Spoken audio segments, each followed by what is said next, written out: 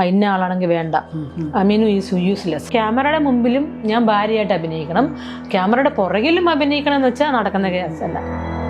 നമുക്കങ്ങോട്ട് ഇഷ്ടമൊക്കെ വരണ്ടേ? അതെ. പിടിച്ചു പറിക്കാൻ പറ്റുന്ന സംഭവമാണോ? പുള്ളി പറഞ്ഞു അതല്ല എൻ്റെ റൂമിലോട്ട് വരാൻ പറ്റില്ല. ഞാൻ പറഞ്ഞു അയ്യോ ഞാൻ വരുന്നില്ല സാറേ എന്ന് പറഞ്ഞു. എന്നാൽ ഞാൻ അങ്ങോട്ട് വരാം. ഞാൻ ആദ്യം ഒട്ടും വേണ്ട. അപ്പോൾ പറഞ്ഞു താൻ പിന്നെ എന്തിനാ സിനിമയിൽ അഭിനയിക്കാൻ വന്നേ? നമ്മുടെ വയറിൻ്റെ ഫോട്ടോ എടുക്കുന്നു. ഇപ്പോഴൊക്കെ നമുക്കൊരു ചമ്മലുണ്ട്. അപ്പോൾ പുള്ളിക്ക് പറഞ്ഞു യാതൊരു മൂളിപ്പാട്ടൊക്കെ പാടിയാ ഈ 2008 ഹീറോയിൻ്റെ റോളൊക്കെ തന്നായിരുന്നു. പക്ഷേ അഡ്ജസ്റ്റ്മെൻറ്റ് പ്രൊഡ്യൂസറിന് മോട്ടോർ കടന്ന് കറങ്ങുന്നുണ്ട്. ഞാൻ പറഞ്ഞു പോവോ എനിക്ക് ഇങ്ങോട്ട് ഒന്ന് അയച്ചു തരുമോ? വേണോ തനിക്ക് വേണോ? തനിക്ക് തൻ്റെ തന്നെ കാണണോ? ഞാൻ പറഞ്ഞു ഒന്ന് അയച്ചു തരും പ്ലീസ് പറഞ്ഞു. എനിക്ക് ക്യാഷിനായിരുന്നെങ്കിൽ എനിക്ക് ഈ ഹേമ കമ്മിറ്റി പ്രശ്നം നടന്നുകൊണ്ടിരിക്കുമ്പം എനിക്ക് എല്ലാവരുടെ ഫോൺ നമ്പറുണ്ട്, എല്ലാവരുടെയും ഫോൺ നമ്പറുണ്ട്. ഹലോ അന്ന് നടന്നില്ലേ, അത് ഞാനൊന്ന് പറയാമോ? എനിക്ക് വേണം റെക്കോർഡ് ചെയ്യാൻ. അന്നേരം ഒരു പ്രതികരിക്കുമല്ലോ. മിനു എൻ്റെ കൂടെ വന്നിട്ടുണ്ട് എന്ന് പറയാൻ ഒരു മനുഷ്യന് വരില്ല എന്ന് എനിക്ക് ഉറപ്പുണ്ട്. കാശ് കൊണ്ടൊന്നും ആ മുറിവ് ഉണക്കാൻ പറ്റത്തില്ല. അവരിതിൻ്റെ കോൺസിക്വൻസ് അവരറിഞ്ഞേ പറ്റത്തുള്ളൂ. മിനുവിന് പോക്സോ കേസ് ബാക്ക്ഗ്രൗണ്ട്. നമസ്കാരം. ഇന്ന് നമ്മളോടൊപ്പം ഉള്ളത് മിനു മുനീറാണ്. നമസ്കാരം ചേച്ചി. നമസ്കാരം. കുറേ കാലങ്ങളായിട്ട് ഒരുപാട് വാർത്തകൾ വരുന്നുണ്ട്. ഈ വാർത്തകളുടെയൊക്കെ പിന്നിലുള്ള സത്യം എന്താണ്? വാർത്തകൾ എന്ന് വെച്ചാൽ നമ്മളത് സത്യം ഉണ്ടായത് നമ്മുടെ ചീഫ് മിനിസ്റ്റർ ഒരു അനൗൺസ് ചെയ്തല്ലോ, ആരെങ്കിലും അബ്യൂസ് ചെയ്യപ്പെട്ടിട്ടുണ്ടെങ്കിൽ നിങ്ങൾ ധൈര്യമായിട്ട് മുന്നോട്ട് വന്നാൽ ഏത് കൊമ്പനായാലും ഞങ്ങൾ അവർക്കെതിരെ ആക്ഷൻ എടുക്കും. ഇതാണ് എനിക്കൊരു ധൈര്യം വന്നത്. കാരണം നമ്മുടെ ചീഫ് മിനിസ്റ്റർ നമ്മുടെ കൂടെ ഉള്ളപ്പോൾ പിന്നെ ആരെ പേടിക്കാനല്ലേ? അപ്പം അങ്ങനെയാണ് ഞാൻ ധൈര്യത്തോടെ വന്നത്. കാരണം ഞാനൊരു 2015 ശേഷം ഞാൻ സിനിമയിൽ അഭിനയിക്കുന്നേ ഇല്ല. ഞാൻ കംപ്ലീറ്റ് ഈ ഫീൽഡേ വിട്ടുപോയ ഒരാളാണ്. പക്ഷേ നമ്മൾ ഈ ഫേസ്ബുക്കിലും ഇങ്ങനെല്ലാം കണ്ടു, ഇങ്ങനെ കുട്ടികൾ ഓൾറെഡി എക്സ്പ്ലോയിറ്റ് ചെയ്യപ്പെട്ടു. അപ്പം ഇപ്പോഴും ഇത് നടക്കുവാണോ?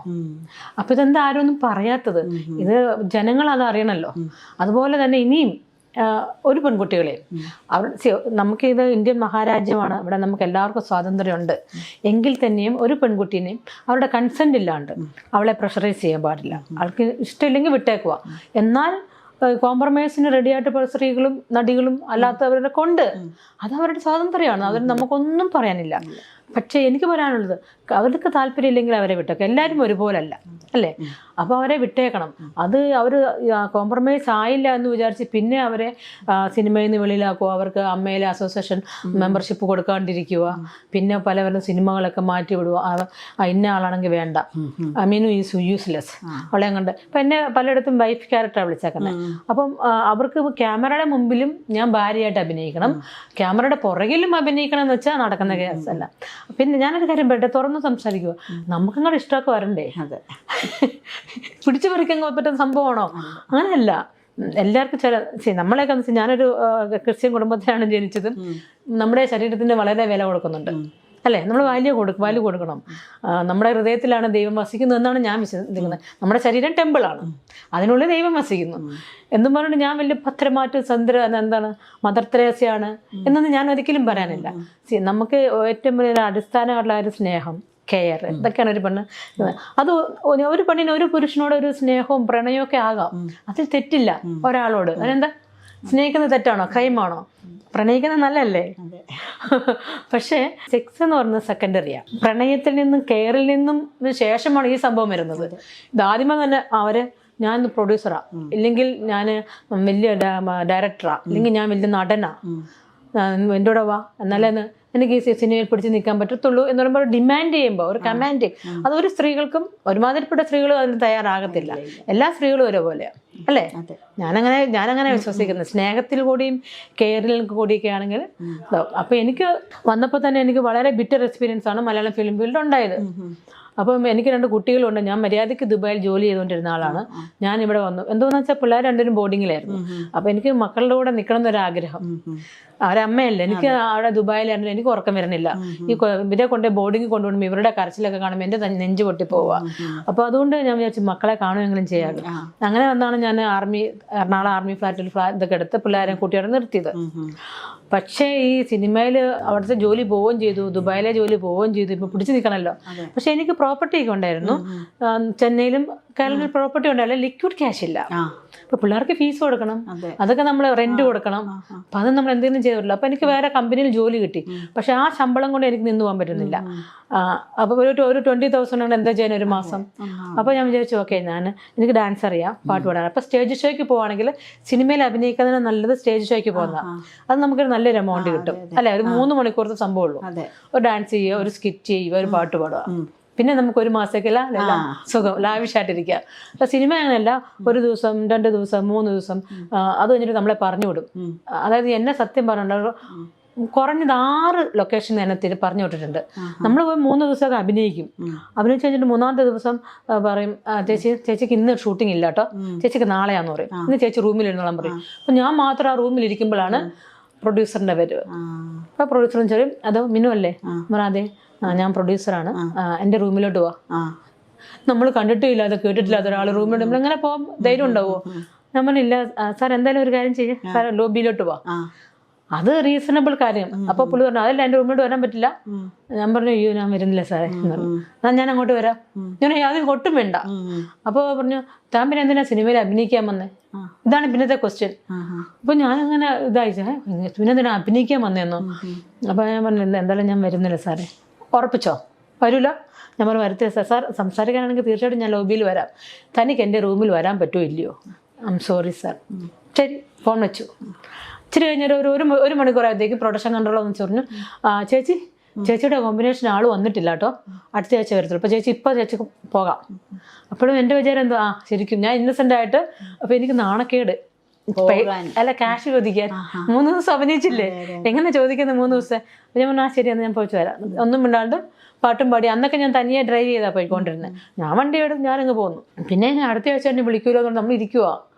നമ്മളെ വിളിച്ചൊന്നുമില്ല. ആ സിനിമ റിലീസായപ്പോഴാണ് എന്നെ അതിൽ നിന്ന് മാറ്റിയതാണെന്ന് അറിഞ്ഞത്. അപ്പം അങ്ങനെ പല സിനിമകളിൽ നിന്നും എന്നെ തിരിച്ചു വിട്ടെടുത്ത് ഇതുപോലെ തന്നെ വിട്ടിട്ടുണ്ട്. ഞാൻ പൈസയും എനിക്ക് 16 സിനിമയിൽ അഭിനയിച്ചതിൽ 2 സിനിമയിലാണ് എനിക്ക് കാശ് കിട്ടിയത്. വേറെ ഒരു സിനിമയിലും എനിക്ക് കാശൊന്നും കിട്ടില്ല. ഞാൻ വേറൊരു സിനിമയിൽ ബുള്ളറ്റൊക്കെ ഓടിക്കുന്നത്, അത് പോലീസ് ഓഫീസറാണ്. എന്ത് റിസ്ക് ആ ബുള്ളറ്റ് ഓടിച്ചെന്നറിയോ? ആ ബുള്ളറ്റ് ഓടിച്ചിട്ട് പോലും എനിക്ക് ഒരു 5 പൈസ അവരെനിക്ക് തന്നില്ല. ആ സിനിമകളിൽ നിന്നൊക്കെ ഇങ്ങനത്തെ അനുഭവങ്ങൾ ഉണ്ടായിട്ടുണ്ടോ? അതായത് ഈ പറയുന്ന പ്രൊഡ്യൂസറുടെ അടുത്തുനിന്നോ സംവിധായകന്റെ അടുത്തുനിന്നോ ഇങ്ങനെ? ഇല്ല, അവിടെ നിന്നൊന്നും എനിക്ക് ഉണ്ടായിട്ടില്ല. കാരണം എനിക്ക് ഉണ്ടായത് എല്ലാം ഞാൻ പോന്നിട്ടുണ്ട്, ഇറങ്ങി പോന്നിട്ടുണ്ട്. അപ്പം അവരോട് സഹകരിക്കായിരുന്നെങ്കിൽ എനിക്ക് നല്ല ത്രൂ ഔട്ട് റോളൊക്കെ കിട്ടിയായിരുന്നേ. അത് ഇപ്പം പ്രൊഡ്യൂസർ വിളിച്ചു എന്ന് പറഞ്ഞില്ലേ, അതിപ്പം ഇങ്ങനെ ഒരു പർപ്പസിനാണ് വിളിക്കുന്നതെന്ന് അപ്പൊ ചേച്ചിക്ക് എങ്ങനെയാ മനസ്സിലായേ? അല്ല, റൂമിലോട്ട് വിളിക്കേണ്ട ആവശ്യം ഇല്ലല്ലോ. അപ്പൊ എന്റെ റൂമിലോട്ട് വന്നോട്ടെ. അപ്പൊ എന്തായാലും ഞാനൊരു കാര്യം പറയട്ടെ, ഇനി അവര് നല്ല കുമ്പസാരിക്കണം, നല്ല മനുഷ്യനാന്ന് വിചാരിച്ചു. പവിത്രനായ ജെന്യൂൻ മനുഷ്യനാ. അദ്ദേഹം എന്റെ റൂമിൽ വന്ന് കഥ അടച്ചു. ഇവിടെ നിന്ന് ഇറങ്ങി കഴിയുമ്പോൾ ആരെങ്കിലും കണ്ടു കഴിഞ്ഞാൽ നമ്മളൊന്നും സംസാരിച്ചേ ഉള്ളതായിരിക്കും. മനുഷ്യർ പറയാണ് അവരെൻ്റെ റൂമിൽ നിന്ന് ഇപ്പോഴാണ് എന്നിട്ട് പ്രൊഡ്യൂസർ ഇറങ്ങിപ്പോയത്. അത് നമുക്കൊരു ബാഡിനെ. അപ്പം നമ്മളെപ്പോഴും പ്രിക്കോഷൻ എടുക്കണം. നമ്മൾ ആൾക്കാരെ കണ്ട് പറയിപ്പിക്കാതിരിക്കാൻ നോക്കണം, അതിന് ചാൻസ് കൊടുക്കരുത്. ഞാൻ അങ്ങനെ നോക്കിയുള്ളൂ. ഇനിയിപ്പോൾ എന്നോട് എത്ര ദേഷ്യപ്പെടേണ്ട ആവശ്യം എന്താ? നീ റൂമിലോട്ട് വന്നില്ലെങ്കിൽ പൊക്കോളെ അങ്ങനെയൊക്കെ. എന്താ ഇത്ര വലിയ സീക്രട്ട് എന്താ ഉള്ളേ? എന്ത് കാര്യം ഓപ്പൺ ആയിട്ട് പറയാലോ. അങ്ങനെ പോകുന്നുള്ളൂ. പിന്നെ ഇപ്പം അടുത്ത് വന്നൊരു വാർത്തയാണ്, ഇപ്പം ചേച്ചി കൊടുത്ത പരാതി തെളിവുകളുടെ അഭാവത്തിൽ കേസ് അവസാനിപ്പിക്കാൻ പോകുന്നു എന്നുള്ളത്. അപ്പോൾ അത് എന്താണ്, അതിനെക്കുറിച്ച് എന്താ ചേച്ചിക്ക് പറയാനുള്ളത്? ഇങ്ങനത്തെ സംഭവങ്ങളൊക്കെ ആരെങ്കിലും തെളിവ് വെച്ചിട്ടാണ് ചെയ്യുന്നത്. ഇവരൊക്കെ ഭയങ്കര ബ്രില്യൻ്റ് ആയിരിക്കും. ഇവരൊരിക്കലും അതിൻ്റെതായ രീതിയിൽ അവർ കൈകാര്യം ചെയ്യും. നമ്മളാണ് ഇന്നസെൻ്റ്. അതിജീവിതകന്മാരാണ് ഇന്നസെൻ്റായിട്ട് ചെല്ലുന്നത്. അവർക്കിത് സംഭവം അറിയത്തില്ലല്ലോ. അവിടെ ചെന്നിട്ട് ഇവരിങ്ങനെ ഉപദ്രവിച്ചുമ്പോൾ നമുക്ക് ഒരു ഇതും കാണത്തില്ല, തെളിവും കാണത്തില്ല. പിന്നെ നമുക്ക് നമ്മൾ ഇന്നവിടെ പോയിരുന്നു, ചില ഫോട്ടോസൊക്കെ ഞാൻ കാണിച്ചിട്ടുണ്ട്. രാവിലെ ഒരു സംവിധായകനെ കാണാൻ പോയായിരുന്നു. തിരക്കഥാകൃത്തും സംവിധായകൻ ഒരാളെ കാണാൻ പോയി. ഞാനും ഭർത്താവും മക്കളുമായിട്ടാണ് കാണാൻ പോയത്. അത് കഴിഞ്ഞിട്ട് ഞാൻ തിരിച്ച് വീട്ടിൽ പോയപ്പോഴത്തേക്ക് അദ്ദേഹം തിരിച്ചു വിളിക്കുന്നു, മിന്നിൻ്റെ ഫോട്ടോ എടുത്തില്ല, തിരിച്ചു വരാൻ പറഞ്ഞു. ഫോട്ടോ ഒക്കെ എടുത്തപ്പോഴത്തേക്ക് അവിടെ ഇവിടെയൊക്കെ തൊട്ടൊക്കെയാണ്. ഇങ്ങോട്ട് തിരിഞ്ഞിരുന്നേ അങ്ങോട്ട് തിരിഞ്ഞിരുന്നേ എന്നുകൊണ്ട് നമ്മുടെ വയറിൻ്റെ ഫോട്ടോ എടുക്കുന്നു. അപ്പോഴൊക്കെ നമുക്കൊരു ചമ്മലുണ്ട്. അപ്പോൾ പുള്ളിക്കാരനോ യാതൊരു മൂളിപ്പാട്ടൊക്കെ പാടിയാ എടുക്കുന്നത് ഈ സംവിധായകനാണോ? അപ്പൊ ഞാൻ വിചാരിച്ചു ഫോട്ടോഗ്രാഫർ ഉണ്ടായിരുന്നു. അന്ന് ഫോട്ടോഗ്രാഫർ ഇല്ലായിരുന്നു. പിന്നെ എനിക്ക് അവിടെ ഒരു വിഷമം ഉണ്ടായി. അത് എന്നിട്ട് ഞാൻ പറഞ്ഞു, അന്ന് ഹസ്ബൻഡിനോട് ഈ കാര്യം പറയാൻ പേടിയായിരുന്നു. കാരണം ഹസ്ബൻഡ് എപ്പോഴും ഹസ്ബൻഡ് തന്നെയാണ്. പറഞ്ഞു കഴിഞ്ഞാൽ പിന്നെ ഒരകൽച്ച ഉണ്ടാവും. മോളെ അതൊന്നും സാരമില്ല, കുഴപ്പമില്ല എന്ന് പറഞ്ഞാൽ തന്നെയും നമ്മളോട് മാനസികമായിട്ട് സൈക്കോളജിക്കൽ പറഞ്ഞിട്ടാവത്തും. അതുകൊണ്ട് ഞാനത് പറയാൻ കൂടാക്കില്ല. പക്ഷെ ഇങ്ങനെ പറഞ്ഞു, എനിക്ക് ആ സിനിമയിൽ അഭിനയിക്കണം, ഞാൻ പോകുന്നില്ല എന്ന് പറഞ്ഞു. എനിക്ക് അങ്ങനെയല്ലേ പറയാൻ പറ്റുള്ളൂ. അന്നേരം പുള്ളിക്കാരും പറയാം, ഇത്രയും വലിയൊരു ഡയറക്ടറുടെ സിനിമ കണ്ടിട്ട് പോകുന്നില്ലെന്നോ, അതും ചീഫ് സെക്രട്ടറിയുടെ റോള്, നീ എന്താ അത് പോകണം, കളയരുതെന്ന് പറഞ്ഞു. എനിക്ക് താല്പര്യമില്ല. പിന്നെ നീ അടിപൊളി, നമ്മളെല്ലാവരോടും പറഞ്ഞോക്കെ, എല്ലാവരും അറിഞ്ഞു കേട്ടോ, ഇനി പോയില്ലേ മോശമാ ഒക്കെ പറഞ്ഞിട്ട് അടി വാങ്ങും അങ്ങനെ. പക്ഷേ ഹസ്ബൻഡും ചോദിക്കാൻ അദ്ദേഹം മനസ്സിലാക്കാം, ഇവർക്ക് ഇൻട്രസ്റ്റ് ഇല്ലെങ്കിൽ എന്ന് പിന്നെ വിടണ്ട, എന്തോ സംതിങ് ഉണ്ടായിട്ടുണ്ടാവും അവർക്ക് ഇഷ്ടപ്പെടാതെ.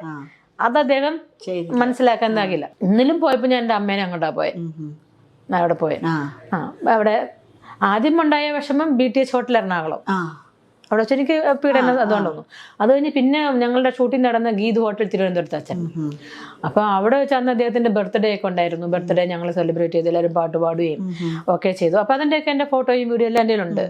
അപ്പൊ അവിടെ വെച്ച് ഇങ്ങനെ ആ ഡയറക്ടർ, ഈ പറഞ്ഞ ഡയറക്ടർ 2-3 പെൺകുട്ടികളെയൊക്കെ വിളിച്ച് റൂമിൽ അറ്റ് ദ ടൈം, എനിക്കന്നേരം ഒന്നും അറിയില്ല, അത് ഒരു ബ്രോക്കർ കൊണ്ടുവന്ന പെൺകുട്ടികളായിരുന്നു, സിനിമയിലുള്ളവരല്ല. അല്ല ഒരു വളരെ മൈനർ ഗേൾസും ആയിരുന്നു. അപ്പം ഞാൻ ഇത് പോയി നേരിട്ട് കണ്ട് എനിക്ക് വല്ലാണ്ട് ഇതെന്താ ഇങ്ങനെ കാണാൻ പാടില്ലാത്തതാണ് നമ്മൾ കണ്ടത്. പക്ഷെ ഇത് അങ്ങനെയൊക്കെയാണോ സിനിമ എന്നുള്ളത്. പിന്നെ അവിടെ തന്നെ ഒരു 3 ഇൻസിഡൻസ് എനിക്ക് ഉണ്ടായി. അപ്പൊ ഞാൻ പോവാന്ന് പറഞ്ഞപ്പോ ഞാൻ പറഞ്ഞു, ഇപ്പം ഇങ്ങനെ പോയാല് ഇപ്പം മിനു ചീഫ് സെക്രട്ടറി ആയിട്ട് ഓൾറെഡി കുറെ സീൻ എടുത്തല്ലോ, അപ്പം ഇനി റീഷൂട്ടൊക്കെ ചെയ്യണമെങ്കിൽ പുതിയ സെക്രട്ടറിനെ കിടക്കുമ്പോഴേക്കും ഞങ്ങൾക്ക് ഒത്തിരി നഷ്ടമുണ്ടാവും. അപ്പൊ അത് കോമ്പൻസേഷൻ മിനു തരേണ്ടി വരും. അങ്ങനെ എന്നെ ഇന്റിമിഡേറ്റ് ചെയ്തു. അപ്പൊ എനിക്ക് എന്താ പോകാൻ പറ്റുമോ, പേടിച്ചു പോയി. അപ്പൊ അതിന്റെ ചെലവൊക്കെ മിനു തരേണ്ടി വരുമെന്ന്. അപ്പോൾ പിന്നെ ഞാൻ അവിടെ നിൽക്കേണ്ടതായിട്ട് വന്നു. അത് കഴിഞ്ഞ് ഈ സിനിമ കഴിഞ്ഞപ്പം ഇദ്ദേഹം പറയാണ്, ലാസ്റ്റ് ഡേ ഷൂട്ടിങ് കഴിഞ്ഞ് ഞാൻ പോകാൻ തുടങ്ങുമ്പോൾ പറഞ്ഞു, ഇന്ന് പോകണ്ട, ഇന്ന് പ്രൊഡ്യൂസറിൻ്റെ കൂടെ സ്പെൻഡ് ചെയ്തിട്ട് നാളെ രാവിലെ പോയാൽ മതി. പക്ഷെ ഇത് ഒരു ഉളുപ്പൊന്നും ഇല്ലേ, ചുമ്മാ കൂളായിട്ട് അങ്ങോട്ട് പറയുവാ. അദ്ദേഹത്തിന് പക്ഷെ ആ ഫീൽഡിൽ കുറെ പരിചയം ഉണ്ടായിരിക്കും, അദ്ദേഹം പറഞ്ഞ അനുസരിച്ച് പെൺകുട്ടികളൊക്കെ ഉണ്ടായിരിക്കാം.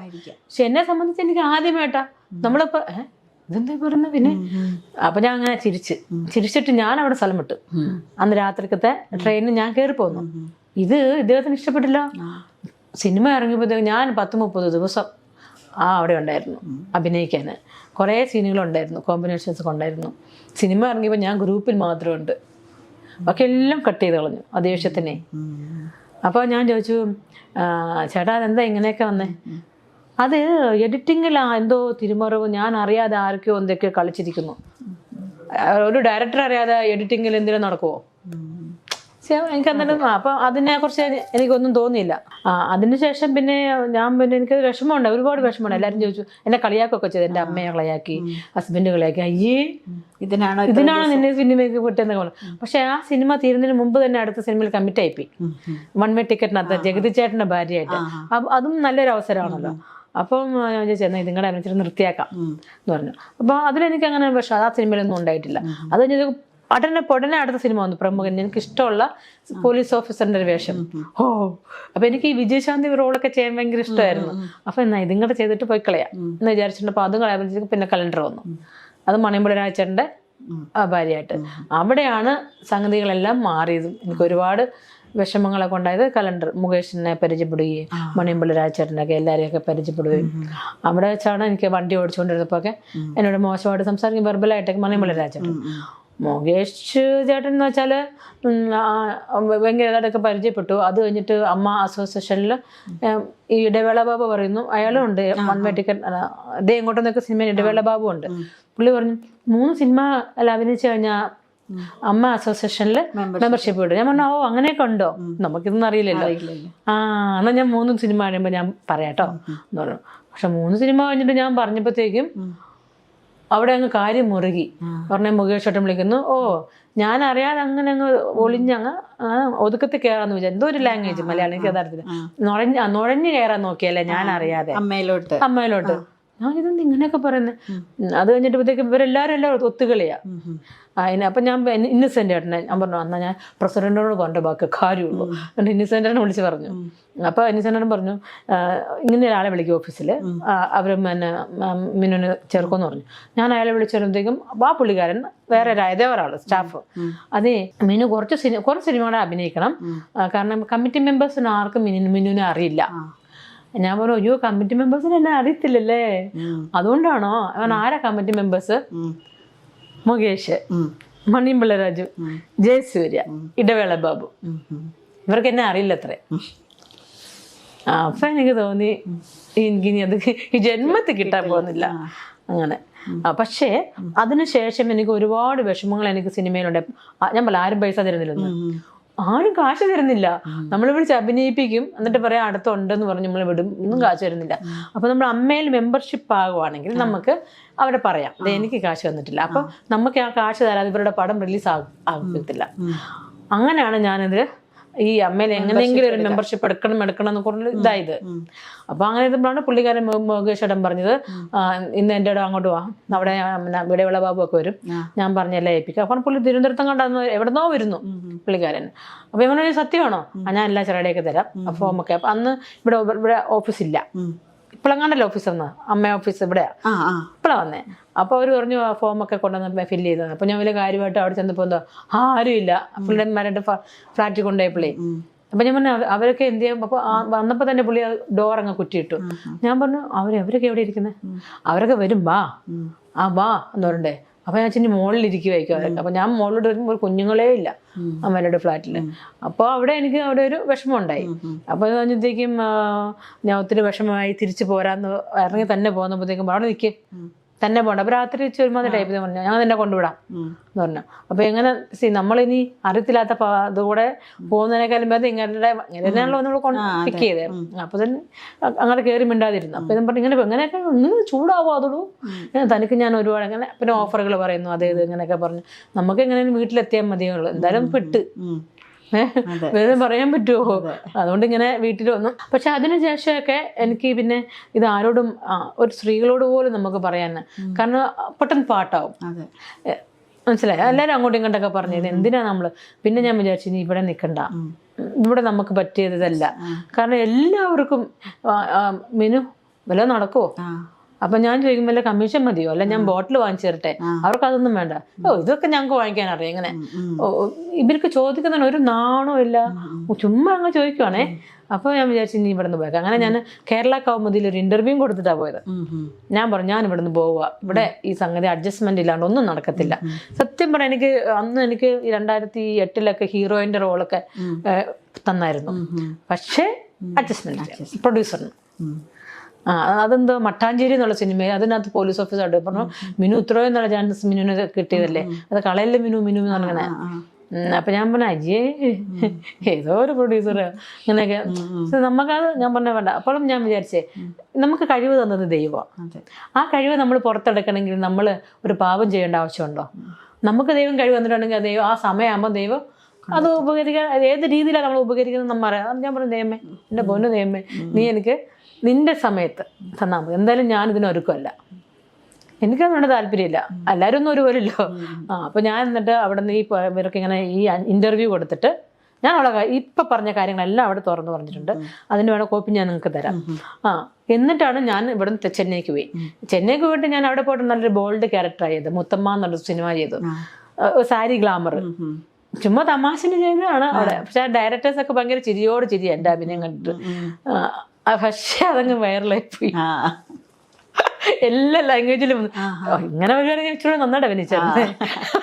ഞാനൊരു കുസൃതി ടൈപ്പിലടങ്ങ് അഭിനയിച്ചാണ്.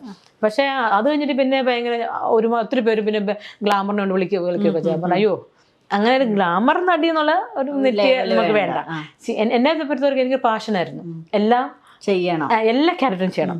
അപ്പൊ പോലീസ് ഓഫീസർ ചെയ്യണം, ഭാര്യയുടെ, പിന്നെ ചട്ടിക്കാരി നാടകം ഓരോരുത്തർ ചട്ടിയൊക്കെ വെച്ചിട്ടുണ്ട്, ജനാർദ്ദൻ ചേട്ടനോടെ ഒക്കെ ചെയ്യുന്നുണ്ട്. പക്ഷെ എനിക്ക് ഡിഫറെന്റ് റോളുകൾ ചെയ്യാം. ഇപ്പൊ കളക്ടറാ സുരേഷ് ഗോപി ചേട്ടനോടെ കളക്ടറായിട്ട് അഭിനയിച്ചിട്ടുണ്ട്. അപ്പൊ അങ്ങനെയുള്ളൊരു ആഗ്രഹമുള്ളായിരുന്നു, അല്ലാണ്ട് ഇങ്ങനെ ഒരു പ്രത്യേക ഈ നടിയായിട്ട് വരുവാണ്. പിന്നെ ഡാൻസിനൊക്കെ 20 lakhs ഒക്കെ എന്നെ വിളിച്ചിട്ട് പറഞ്ഞു ഒറ്റ ഡാൻസ്. ഞാൻ വെച്ചാൽ എന്ത് ഡാൻസ് ആന്ന് വെച്ചാ നീമായല്ലേ പറയാൻ റിമിക്സ്. അപ്പൊ ഇവിടെ നിന്ന് അങ്ങാണ്ട് വയറ് കാണിക്കണം, പിന്നെ ഇവിടെ നിന്ന് സ്ലിറ്റ് ആയിട്ട് കീറി അങ്ങനെ നമ്മൾ എത്ര കീറ്റിലുണ്ട് ഒരു 1 to 4 അതില് ഭേദഭാവം. പിന്നെ എന്തൊക്കെയാ ഡ്രസ്സ് കോസ്റ്റ്യൂം പറഞ്ഞു കേട്ടപ്പോ എനിക്ക് പണ്ടത്തെ അനുരാധ ചേച്ചിയെ കളിക്കുന്ന അതെ. ഞാൻ പറഞ്ഞു എന്റെ പൊന്നു ചേട്ടാ കാശ് വേണ്ടേ. അല്ല മിനു ഞങ്ങൾ കുറെ സ്ത്രീകളെ നോക്കി, മിന്നിനെ പോലെ വയറ് നല്ല എത്രയോ നല്ല, അതുകൊണ്ടാണ് ഞങ്ങൾ മിന്നുന്റെ പുറകെ നടക്കുന്നത്. ഞാൻ പറഞ്ഞു ചേച്ചി ഒന്നുകൂടെ ശ്രദ്ധിച്ചു നോക്കി, നല്ല പിള്ളേരുണ്ടാവും എന്ന് പറഞ്ഞു. പിന്നെ അതിനൊന്നും ഞാൻ അങ്ങനെ പോയിട്ടില്ല. പിന്നെ മടുത്തു ശരിക്കും. പിന്നെ തമിഴ് സിനിമയിലൊക്കെ ആവുമ്പോഴത്തേക്കും പിള്ളേരുടെ കാര്യം നോക്കണം. എനിക്ക് എല്ലാം കൂടെ ഞാൻ സിംഗിൾ മദർ. അപ്പൊ അപ്പൊ ഈ ഹസ്ബൻഡുമായിട്ട് പിന്നെ ഞങ്ങൾ അങ്ങനെ ഇച്ചിരി പ്രശ്നമായി ആ സിനിമയുടെ. അത് പുള്ളിക്കാരന് കാശേ എന്നൊരു ചിന്തയാണ്. എവിടെ പോയാലും കുഴപ്പമില്ല, കാശ് കൊണ്ടുവന്നാൽ മതി. അപ്പൊ എനിക്ക് വല്ലതും കാശ് കിട്ടുന്നില്ലല്ലോ. അപ്പോൾ ഞാൻ വീട്ടിൽ വരുന്ന പുള്ളിക്കാരൻ ചോദിക്കും 3 ലക്ഷം രൂപ നിനക്ക് കിട്ടിയില്ലേ? 3 ലക്ഷമോ? ഇതാര് പറഞ്ഞു? എനിക്കറിയാം നിനക്ക് 3 ലക്ഷം രൂപ. അങ്ങനെ അതിനെ ചൊല്ലി മറക്കണം. അപ്പൊ എനിക്ക് സങ്കടം വരുവാ. കാരണം ഇങ്ങനെ ഒരു കാര്യം ഫേസ് ചെയ്തിട്ട് നമ്മൾ ഇത്രയും കാലമൊക്കെ ഫേസ് ചെയ്ത് തനിയെ വണ്ടിയും ഓടിച്ച് വരും. ഒരു കുരങ്ങന്മാരും നമുക്ക് പൈസയും തരുന്നില്ല. വീട്ടിലിങ്ങനെ വിഷമിച്ചൊക്കെ വരുമ്പോഴാണ് ഹസ്ബൻഡ് 3 lakhs എവിടെ. അപ്പൊ അങ്ങനെ അതിൽ ചൊല്ലി പിന്നെ ഞങ്ങൾ അങ്ങ് സെപ്പറേറ്റഡ് ആയി. കാരണം നമ്മളെ മനസ്സിലാക്കാൻ പറ്റാത്ത ഒരാളോടെ ജീവിക്കുന്നതിനേക്കാളും ഭേദം okay I will take care of my children. ഞാനതും ചാലഞ്ചായിട്ട് എടുത്തു. പിന്നെ അങ്ങ് ഗൾഫിലേക്ക് അങ്ങനെ പോയി. പിന്നെ സിനിമ ഫീൽഡേ വിട്ടായിരുന്നു. ഇപ്പം ഇത് ഞാൻ തുറന്ന് പറഞ്ഞു വെച്ചാൽ വേറെ ഒന്നുമില്ല, ഇനി വരുന്ന പെൺകുട്ടികൾക്ക് ഒരു പ്രശ്നം ഉണ്ടാകരുത്. അവർക്ക് എവിടെയും സ്വാതന്ത്ര്യമാണ്. നമ്മുടെ കേരളം ഒരുപാട് ചേഞ്ച് ആകാനുണ്ട്. കാരണം എന്നെ സംബന്ധിച്ച് ഞാൻ കുറേ രാജ്യങ്ങളിലും പോയിട്ടുണ്ട്. ഇപ്പം ഇവിടുത്തെ കേരളത്തിലുള്ള പെൺകുട്ടികളാണ് പാവം പെൺകുട്ടികളാണ്. കൂടുതൽ അച്ചടക്കം കൂടിപ്പോയി. അച്ചടക്കം അതൊക്കെ ആയിട്ട് അങ്ങനെയല്ല. ഇപ്പം ലോകം മാറി. അപ്പോൾ ടെക്നോളജീസ് ഒക്കെ മാറി. ഇപ്പം നമ്മളും പെണ്ണുങ്ങളും മാറണം. നമ്മൾ പ്രതികരിക്കേണ്ട അടുത്ത് നമ്മൾ പ്രതികരിക്കണം. ഇല്ലെങ്കിൽ ഇവരിങ്ങനെ കയറി നമ്മളെ അങ്ങ് അടിച്ച പുരുഷ എന്താ മേൻകോയ്മ എന്തെന്ന് പറയൂല്ലോ, പുരുഷ മേധാവിത്വം അതൊക്കെ ഇങ്ങനെ വന്നു കഴിഞ്ഞാൽ നമ്മളങ്ങ് അടിച്ചമർത്തി. പക്ഷെ നമ്മളെല്ലാവരും ഈക്വൽ ആണ്. We are equal. നമുക്ക് എല്ലാ റൈറ്റ്സും ഒരുപോലെ ഉണ്ടുമ്പോൾ നമ്മൾ എല്ലായിടത്തും പോകാൻ നമ്മളൊന്നും ശരിക്കും നോക്കിയാൽ മതിയുണ്ടോ. ഈ ആണുങ്ങളൊന്നും അത്ര ഒരു ധൈര്യശാലികളൊന്നും അല്ല. പക്ഷെ നമ്മളിങ്ങനെ പാവങ്ങളായതുകൊണ്ട് ഇവര് നമ്മുടെ തലയിൽ കയറുന്നത്. ഡേയ് എന്നൊരു നോട്ടം നോക്കി അവർ തുണ്ടം കാണാതെ കൂടി കാണാൻ ഓടും. അതാ. പക്ഷെ അതുകൊണ്ടാണ് ഇപ്പൊ ചെന്നൈ പോലെ പെണ്ണുങ്ങൾക്ക് എന്ത് ധൈര്യശാലികളാണ് പെണ്ണുങ്ങളൊക്കെ. അവർക്കൊന്നും ഇങ്ങനെയൊന്നും അവിടെ വരുന്നില്ലല്ലോ. ബാംഗ്ലൂർ സ്ത്രീകള് അവരൊക്കെ ഭയങ്കര സ്മാർട്ടാ. ഇവിടെ മാത്രം ഈ നടന്മാരാണ് വലിയൊരു ഗുണ്ടായിസ ഇവിടെ നടന്നുകൊണ്ടിരിക്കുക. അപ്പം ഇപ്പൊ തന്നെ കണ്ടോ, ഞാനിപ്പോ ഇന്ന് കാര്യം തുറന്നു പറഞ്ഞപ്പോ എന്താ, എനിക്ക് ലൈഫ് ത്രെട്ടൻ, കഴുത്തിന് മേലില് തലയിരിക്കത്തില്ല. എന്റെ കഴുത്തിന് മേലിൽ തല സൃഷ്ടിച്ച ദൈവമാ. ഇതിരിക്കണോ വേണ്ടെന്ന് തീരുമാനിക്കുന്നത് ദൈവമാ. അയാളാണോ? അത് സൈഡിൻ ബോധം കേട്ടോ. അങ്ങനെ എനിക്ക് തോന്നുന്നു കഴുത്തിന് മേൽ തലയിരിക്കത്തില്ല. എന്റെ തലയില്ലാത്ത ശരീരം തിരുമാലകൾ കൂടെ ഡിങ് ഡിങ് ഡിങ് കിടന്നിങ്ങനെ ഒഴുകുന്നു കടലിൽ കൂടെ. അങ്ങനെ ഞാൻ ഐഡിൻ ബോധൻ. അപ്പോൾ ഞാൻ കംപ്ലൈന്റ് കൊടുത്തു, അത് കേസെടുത്തു. പിന്നെ മോർഫിഡ് വീഡിയോ, അത് ഒരെണ്ണം പറഞ്ഞു, എടോ തന്റെ മോർഫിഡ് വീഡിയോ എങ്ങനെ ആരാണ്ട് എവിടെ നിന്നോ ഒരാൾ വിളിച്ചു മോർഫിഡ് വീഡിയോ കറങ്ങുന്നുണ്ട്. ഞാൻ പറഞ്ഞു പോവോ, എനിക്കും കൂടെ ഒന്ന് അയച്ചു തരുമോ? അത് പറഞ്ഞു വേണോ, തനിക്ക് വേണോ, തനിക്ക് തന്റെ തന്നെ കാണണോ? ഞാൻ പറഞ്ഞു ഒന്ന് അയച്ചു തരും പ്ലീസ് പറഞ്ഞു. അപ്പൊ പുള്ളി പെട്ടെന്നൊരു ആവേശത്തിൽ എനിക്ക് അങ്ങ് അയച്ചു തന്നു. ഞാൻ പെട്ടെന്ന് അപ്പുറത്തെ ഫോണിലോട്ട് ഫോർവേഡ് ചെയ്തു. ഉടനെ പുള്ളി അത് ഡിലീറ്റ് ചെയ്യുകയും ചെയ്തു. But I got the video. പിന്നെ ഞാൻ പെട്ടെന്ന് അത് പോലീസിന് കൈമാറിയപ്പോഴത്തേക്കും പുള്ളി എവിടെയാ ബോംബെയിലാണെന്ന് തോന്നുന്നു, സംവേർ. പുള്ളിയോട് പറഞ്ഞു യു ഹാവ് ടു കം. അപ്പൊ പറഞ്ഞു അല്ല, ഞാൻ അത് ആ മാഡത്തിനെതിരെ ഇങ്ങനെ പോകുന്നുണ്ടെന്ന് അറിയാൻ വേണ്ടി വാട്ട് എവർ നിങ്ങൾ വന്നേ പറ്റത്തുള്ളൂ. കാരണം അങ്ങനെ ഷെയർ ചെയ്യാൻ പാടില്ലല്ലോ. അപ്പൊ അതങ്ങനെയായി. അത് കഴിഞ്ഞിട്ട് പിന്നെ പോക്സോ കേസ്. എന്റെ സത്യം പറഞ്ഞ അമ്മയുടെ അനിയത്തിയുടെ മകള് കൊണ്ടാണ് ഇയാള്. അപ്പൊ ആ ഒരു സർക്കിളിനെ ഒക്കെ ഇവര് ബ്രെയിൻ വാഷ് ചെയ്തെടുത്തോ? അവര് ഇപ്പൊ എനിക്കെതിരെ ഞാനിപ്പോ ഇങ്ങനെ പെട്ടെന്ന് എല്ലാവരുടെയും പേര് പറഞ്ഞ ആരും വിചാരിച്ചില്ലല്ലോ. ഇവരെല്ലാരും ഞെട്ടിപ്പോയില്ലേ. ഞാൻ പറഞ്ഞപ്പോ എല്ലാം അങ്ങ് പറഞ്ഞു, എല്ലാവരുടെയും പറഞ്ഞു. പക്ഷെ എനിക്ക് ഇവരാരും എൻ്റെ ശത്രുക്കളോ ഒന്നുമല്ല. പക്ഷെ ഇവരിൽ കൂടി ഒരു നല്ല സമൂഹം നാളെ ഉണ്ടാകാൻ വേണ്ടിയാണ്. കാരണം ഇനി അവർക്കൊരു പേടിയുണ്ടാണ്. 15 വർഷം കഴിഞ്ഞാലും ക്രൈം എപ്പോഴും ക്രൈമാണ് അല്ലേ? ഒരാളെ കൊല ചെയ്താൽ, അതായത് 2000 ആയിക്കോട്ടെ, 1990 അന്ന് നടന്ന സംഭവം അല്ലേ എന്നൊന്നും പറയാൻ പറ്റില്ല. അന്ന് എപ്പോഴും ക്രൈം തന്നെ. അപ്പോൾ ഒരു സ്ത്രീ നമ്മൾ എനിക്ക് അനുഭവപ്പെട്ടു, എനിക്ക് മാത്രമാണ് അതറിയത്തുള്ളൂ. ഞാൻ എന്തിൽ കൂടെ അത്രത്തോളം വിഷമത്തിൽ കൂടെയാണ് കടന്നുപോയത് എന്ന് ആ ട്രോമ എനിക്കല്ലേ അറിയത്തുള്ളൂ. മോൾക്കറിയാൻ പറ്റുമോ? അന്ന് അനുഭവിച്ച ആ വേദന, പേടി, പ്രഷർ, ഡിപ്രഷൻ, അല്ലേ, ആ ഒരു മെന്റൽ അഗണി ആരോടും പറയാൻ പറ്റാത്തൊരവസ്ഥ. ദൈവത്തിനോട് മാത്രമല്ലേ നമുക്ക് പറയാൻ പറ്റത്തുള്ളൂ. ദൈവമേ എന്തൊരു അനീതിയാ. നമുക്കങ്ങനെ വരത്തില്ലേ? നമുക്ക് പ്രാർത്ഥിക്കുമ്പോൾ ദൈവം എന്നിട്ട് പറയും, ദൈവമേ ഞാൻ നിന്റെ കരങ്ങളിൽ സമർപ്പിക്കുന്നു, എല്ലാം നീ എന്താന്ന് വെച്ചാൽ ചെയ്താൽ മതി. പക്ഷെ അതിനുശേഷം ഞാൻ പോയെങ്കിൽ എനിക്ക് അന്നും ഇന്നും ദൈവം ഒന്നിനും കുറവ് വെച്ചില്ല. പക്ഷേ ഇവര് ഈ അക്രമങ്ങൾ ചെയ്തവരെ ദൈവം പിടികൂടി. അത് എന്നെ ഒരു നിമിത്തമാക്കിയെന്നുള്ളൂ. പിടികൂടി അവരെത്ര കാശ് സമ്പാദിച്ചാലും, എത്ര ഫെയിം സമ്പാദിച്ചാലും ഒരൊറ്റ നിമിഷം മതി അതൊക്കെ താഴെ പോവാൻ. ദുഷ്ടനെ ദൈവം പന പോലെ ഉയർത്തും, എന്നിട്ട് താഴോട്ട് ഇടും. നമ്മളെല്ലാം അതുകൊണ്ടാണ് പുതിയ തലമുറയ്ക്ക് ഇതൊരു പാഠമായിരിക്കണം. നമ്മൾ എത്ര തെറ്റ് ചെയ്താലും ദൈവം പിടികൂടുക തന്നെ ചെയ്യും. അപ്പം ഞാൻ ചോദിക്കട്ടെ, ഇപ്പോൾ സിനിമയിൽ ഒരുപാട് സ്ത്രീകൾ വർക്ക് ചെയ്യുന്നുണ്ട്. ഇപ്പോൾ ചേച്ചി മാത്രമാണ് ഇങ്ങനെ ഒരു അനുഭവം പറഞ്ഞിട്ടുള്ളൂ, വേറെ ആരും ഇങ്ങനെ, അല്ലെങ്കിൽ ഇപ്പോൾ ഹേമ കമ്മിറ്റി റിപ്പോർട്ട് വന്ന സമയത്ത് കുറച്ച് ആളുകൾ പറഞ്ഞു, പക്ഷേ ഭൂരിഭാഗം ആളുകളും പറയാതിരിക്കുകയാണ്. അവർ ഫേസ് ചെയ്യാത്തത് കൊണ്ടാണോ, അല്ലെങ്കിൽ അവർ ഫേസ് ചെയ്തിട്ട് പറയാൻ മടിക്കുന്നത് കൊണ്ടാണോ ഇങ്ങനെയൊക്കെ സംഭവിക്കുന്നത്?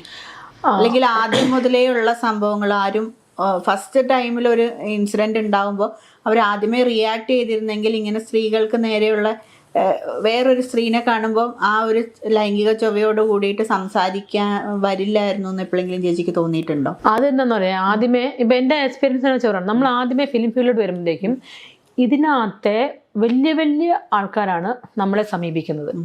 അതായത് ഇങ്ങനെ ഒരു ഫ്ലാറ്റ് ഉണ്ട്, നിങ്ങൾ അവിടെ വരണം, 1 മണിക്കൂറിന് 1,00,000 രൂപ. ഞങ്ങൾ അതായത് വലിയ അച്ചായന്മാരിൽ നിന്നും വലിയ വലിയ ഹൈ പ്രൊഫൈലിൽ നിന്നാണ് വാങ്ങിക്കുന്നത്. 1,00,000 രൂപ, 75,000 നിങ്ങൾക്ക് തരും, 25,000 ഞങ്ങൾ എടുക്കും. അപ്പോൾ അങ്ങനെ ഒരു റാക്കറ്റ് ഇതിനുള്ളിൽ നടക്കുന്നുണ്ട്. അപ്പോൾ ആരെങ്കിലും അതിന് പോവുകയാണെങ്കിൽ അവിടെ ആ ചങ്ങ പോയിന്ന് വിചാരിച്ചു, അപ്പോൾ ഇവർ അതിൻ്റെ വീഡിയോ എടുക്കും. പെട്ടു. പിന്നെ ഇവർക്ക് പുറത്ത് മിണ്ടാൻ പറ്റുമോ? ഇല്ല. അങ്ങനെ പെട്ടവർ ഒരുപാട് പേര് ഉണ്ടാകാം. വേറൊന്ന്, അന്ന് അവർ സിംഗിൾ ആയിരിക്കാം, പക്ഷെ ഇന്ന് അവർ കല്യാണം കഴിച്ച് ഫാമിലിയൊക്കെയായി. അപ്പോഴും അവർക്ക് ഇതൊന്നും തുറന്നു പറയാൻ വയ്യാത്ത ഒരവസ്ഥയായിരിക്കും. പിന്നെ പേടിയുണ്ടായിരിക്കും. എന്താണ് ഇവർക്ക്, പിന്നെ ധൈര്യം ഉണ്ടാവത്തില്ല. കാരണം നമ്മുടെ ഇവിടുത്തെ സമൂഹം ഒരുപാട് മാറാനുണ്ട്. സത്യങ്ങളെ ഉൾക്കൊള്ളാൻ കഴിയാനുള്ള ഒരാർജവം നമ്മുടെ സമൂഹത്തിന് വേണം. അതോടെ ഇതൊന്നും സത്യമല്ല, പിന്നെ അങ്ങനെയല്ല, ഇത് ഓരോ സിനിമയിൽ മാത്രമല്ല. ഇപ്പോൾ ഒരു ടീച്ചർ എൻ്റെ അടുത്ത് പറഞ്ഞ സെൻട്രൽ സ്കൂളാണ്, CBSE സ്കൂളിൽ. ആ ടീച്ചറിനെ മാനേജ്മെന്റിന് കോംപ്രമൈസ് ആകണം, എങ്കിൽ മാത്രമേ പെർമനന്റ് ആക്കത്തുള്ളൂ എന്ന് ആ ടീച്ചർ പറയാം. അപ്പോൾ ആ ടീച്ചർ, എനിക്ക് പോകാൻ താല്പര്യമില്ല, ഹസ്ബൻഡിനോട് പറയാൻ പേടിയാ. ഹസ്ബൻഡ് ബ്രൈബ് കൊടുത്ത് ആ ടീച്ചറിന് ജോലി വാങ്ങിച്ചു കൊടുത്താ 5,00,000 രൂപ. അപ്പൊ നോക്ക്, അത്രയും 5,00,000 രൂപ കൊടുത്തൊരു സ്കൂളിൽ ജോലി കയറിയിട്ട് പിന്നെയും അവരുടെ ശരീരം കൂടെ അടിയറ വെക്കണം എന്ന് പറയുന്നത്. അങ്ങനെയൊക്കെയാണ് പലരും ആത്മഹത്യയൊക്കെ ചെയ്യുന്നത്.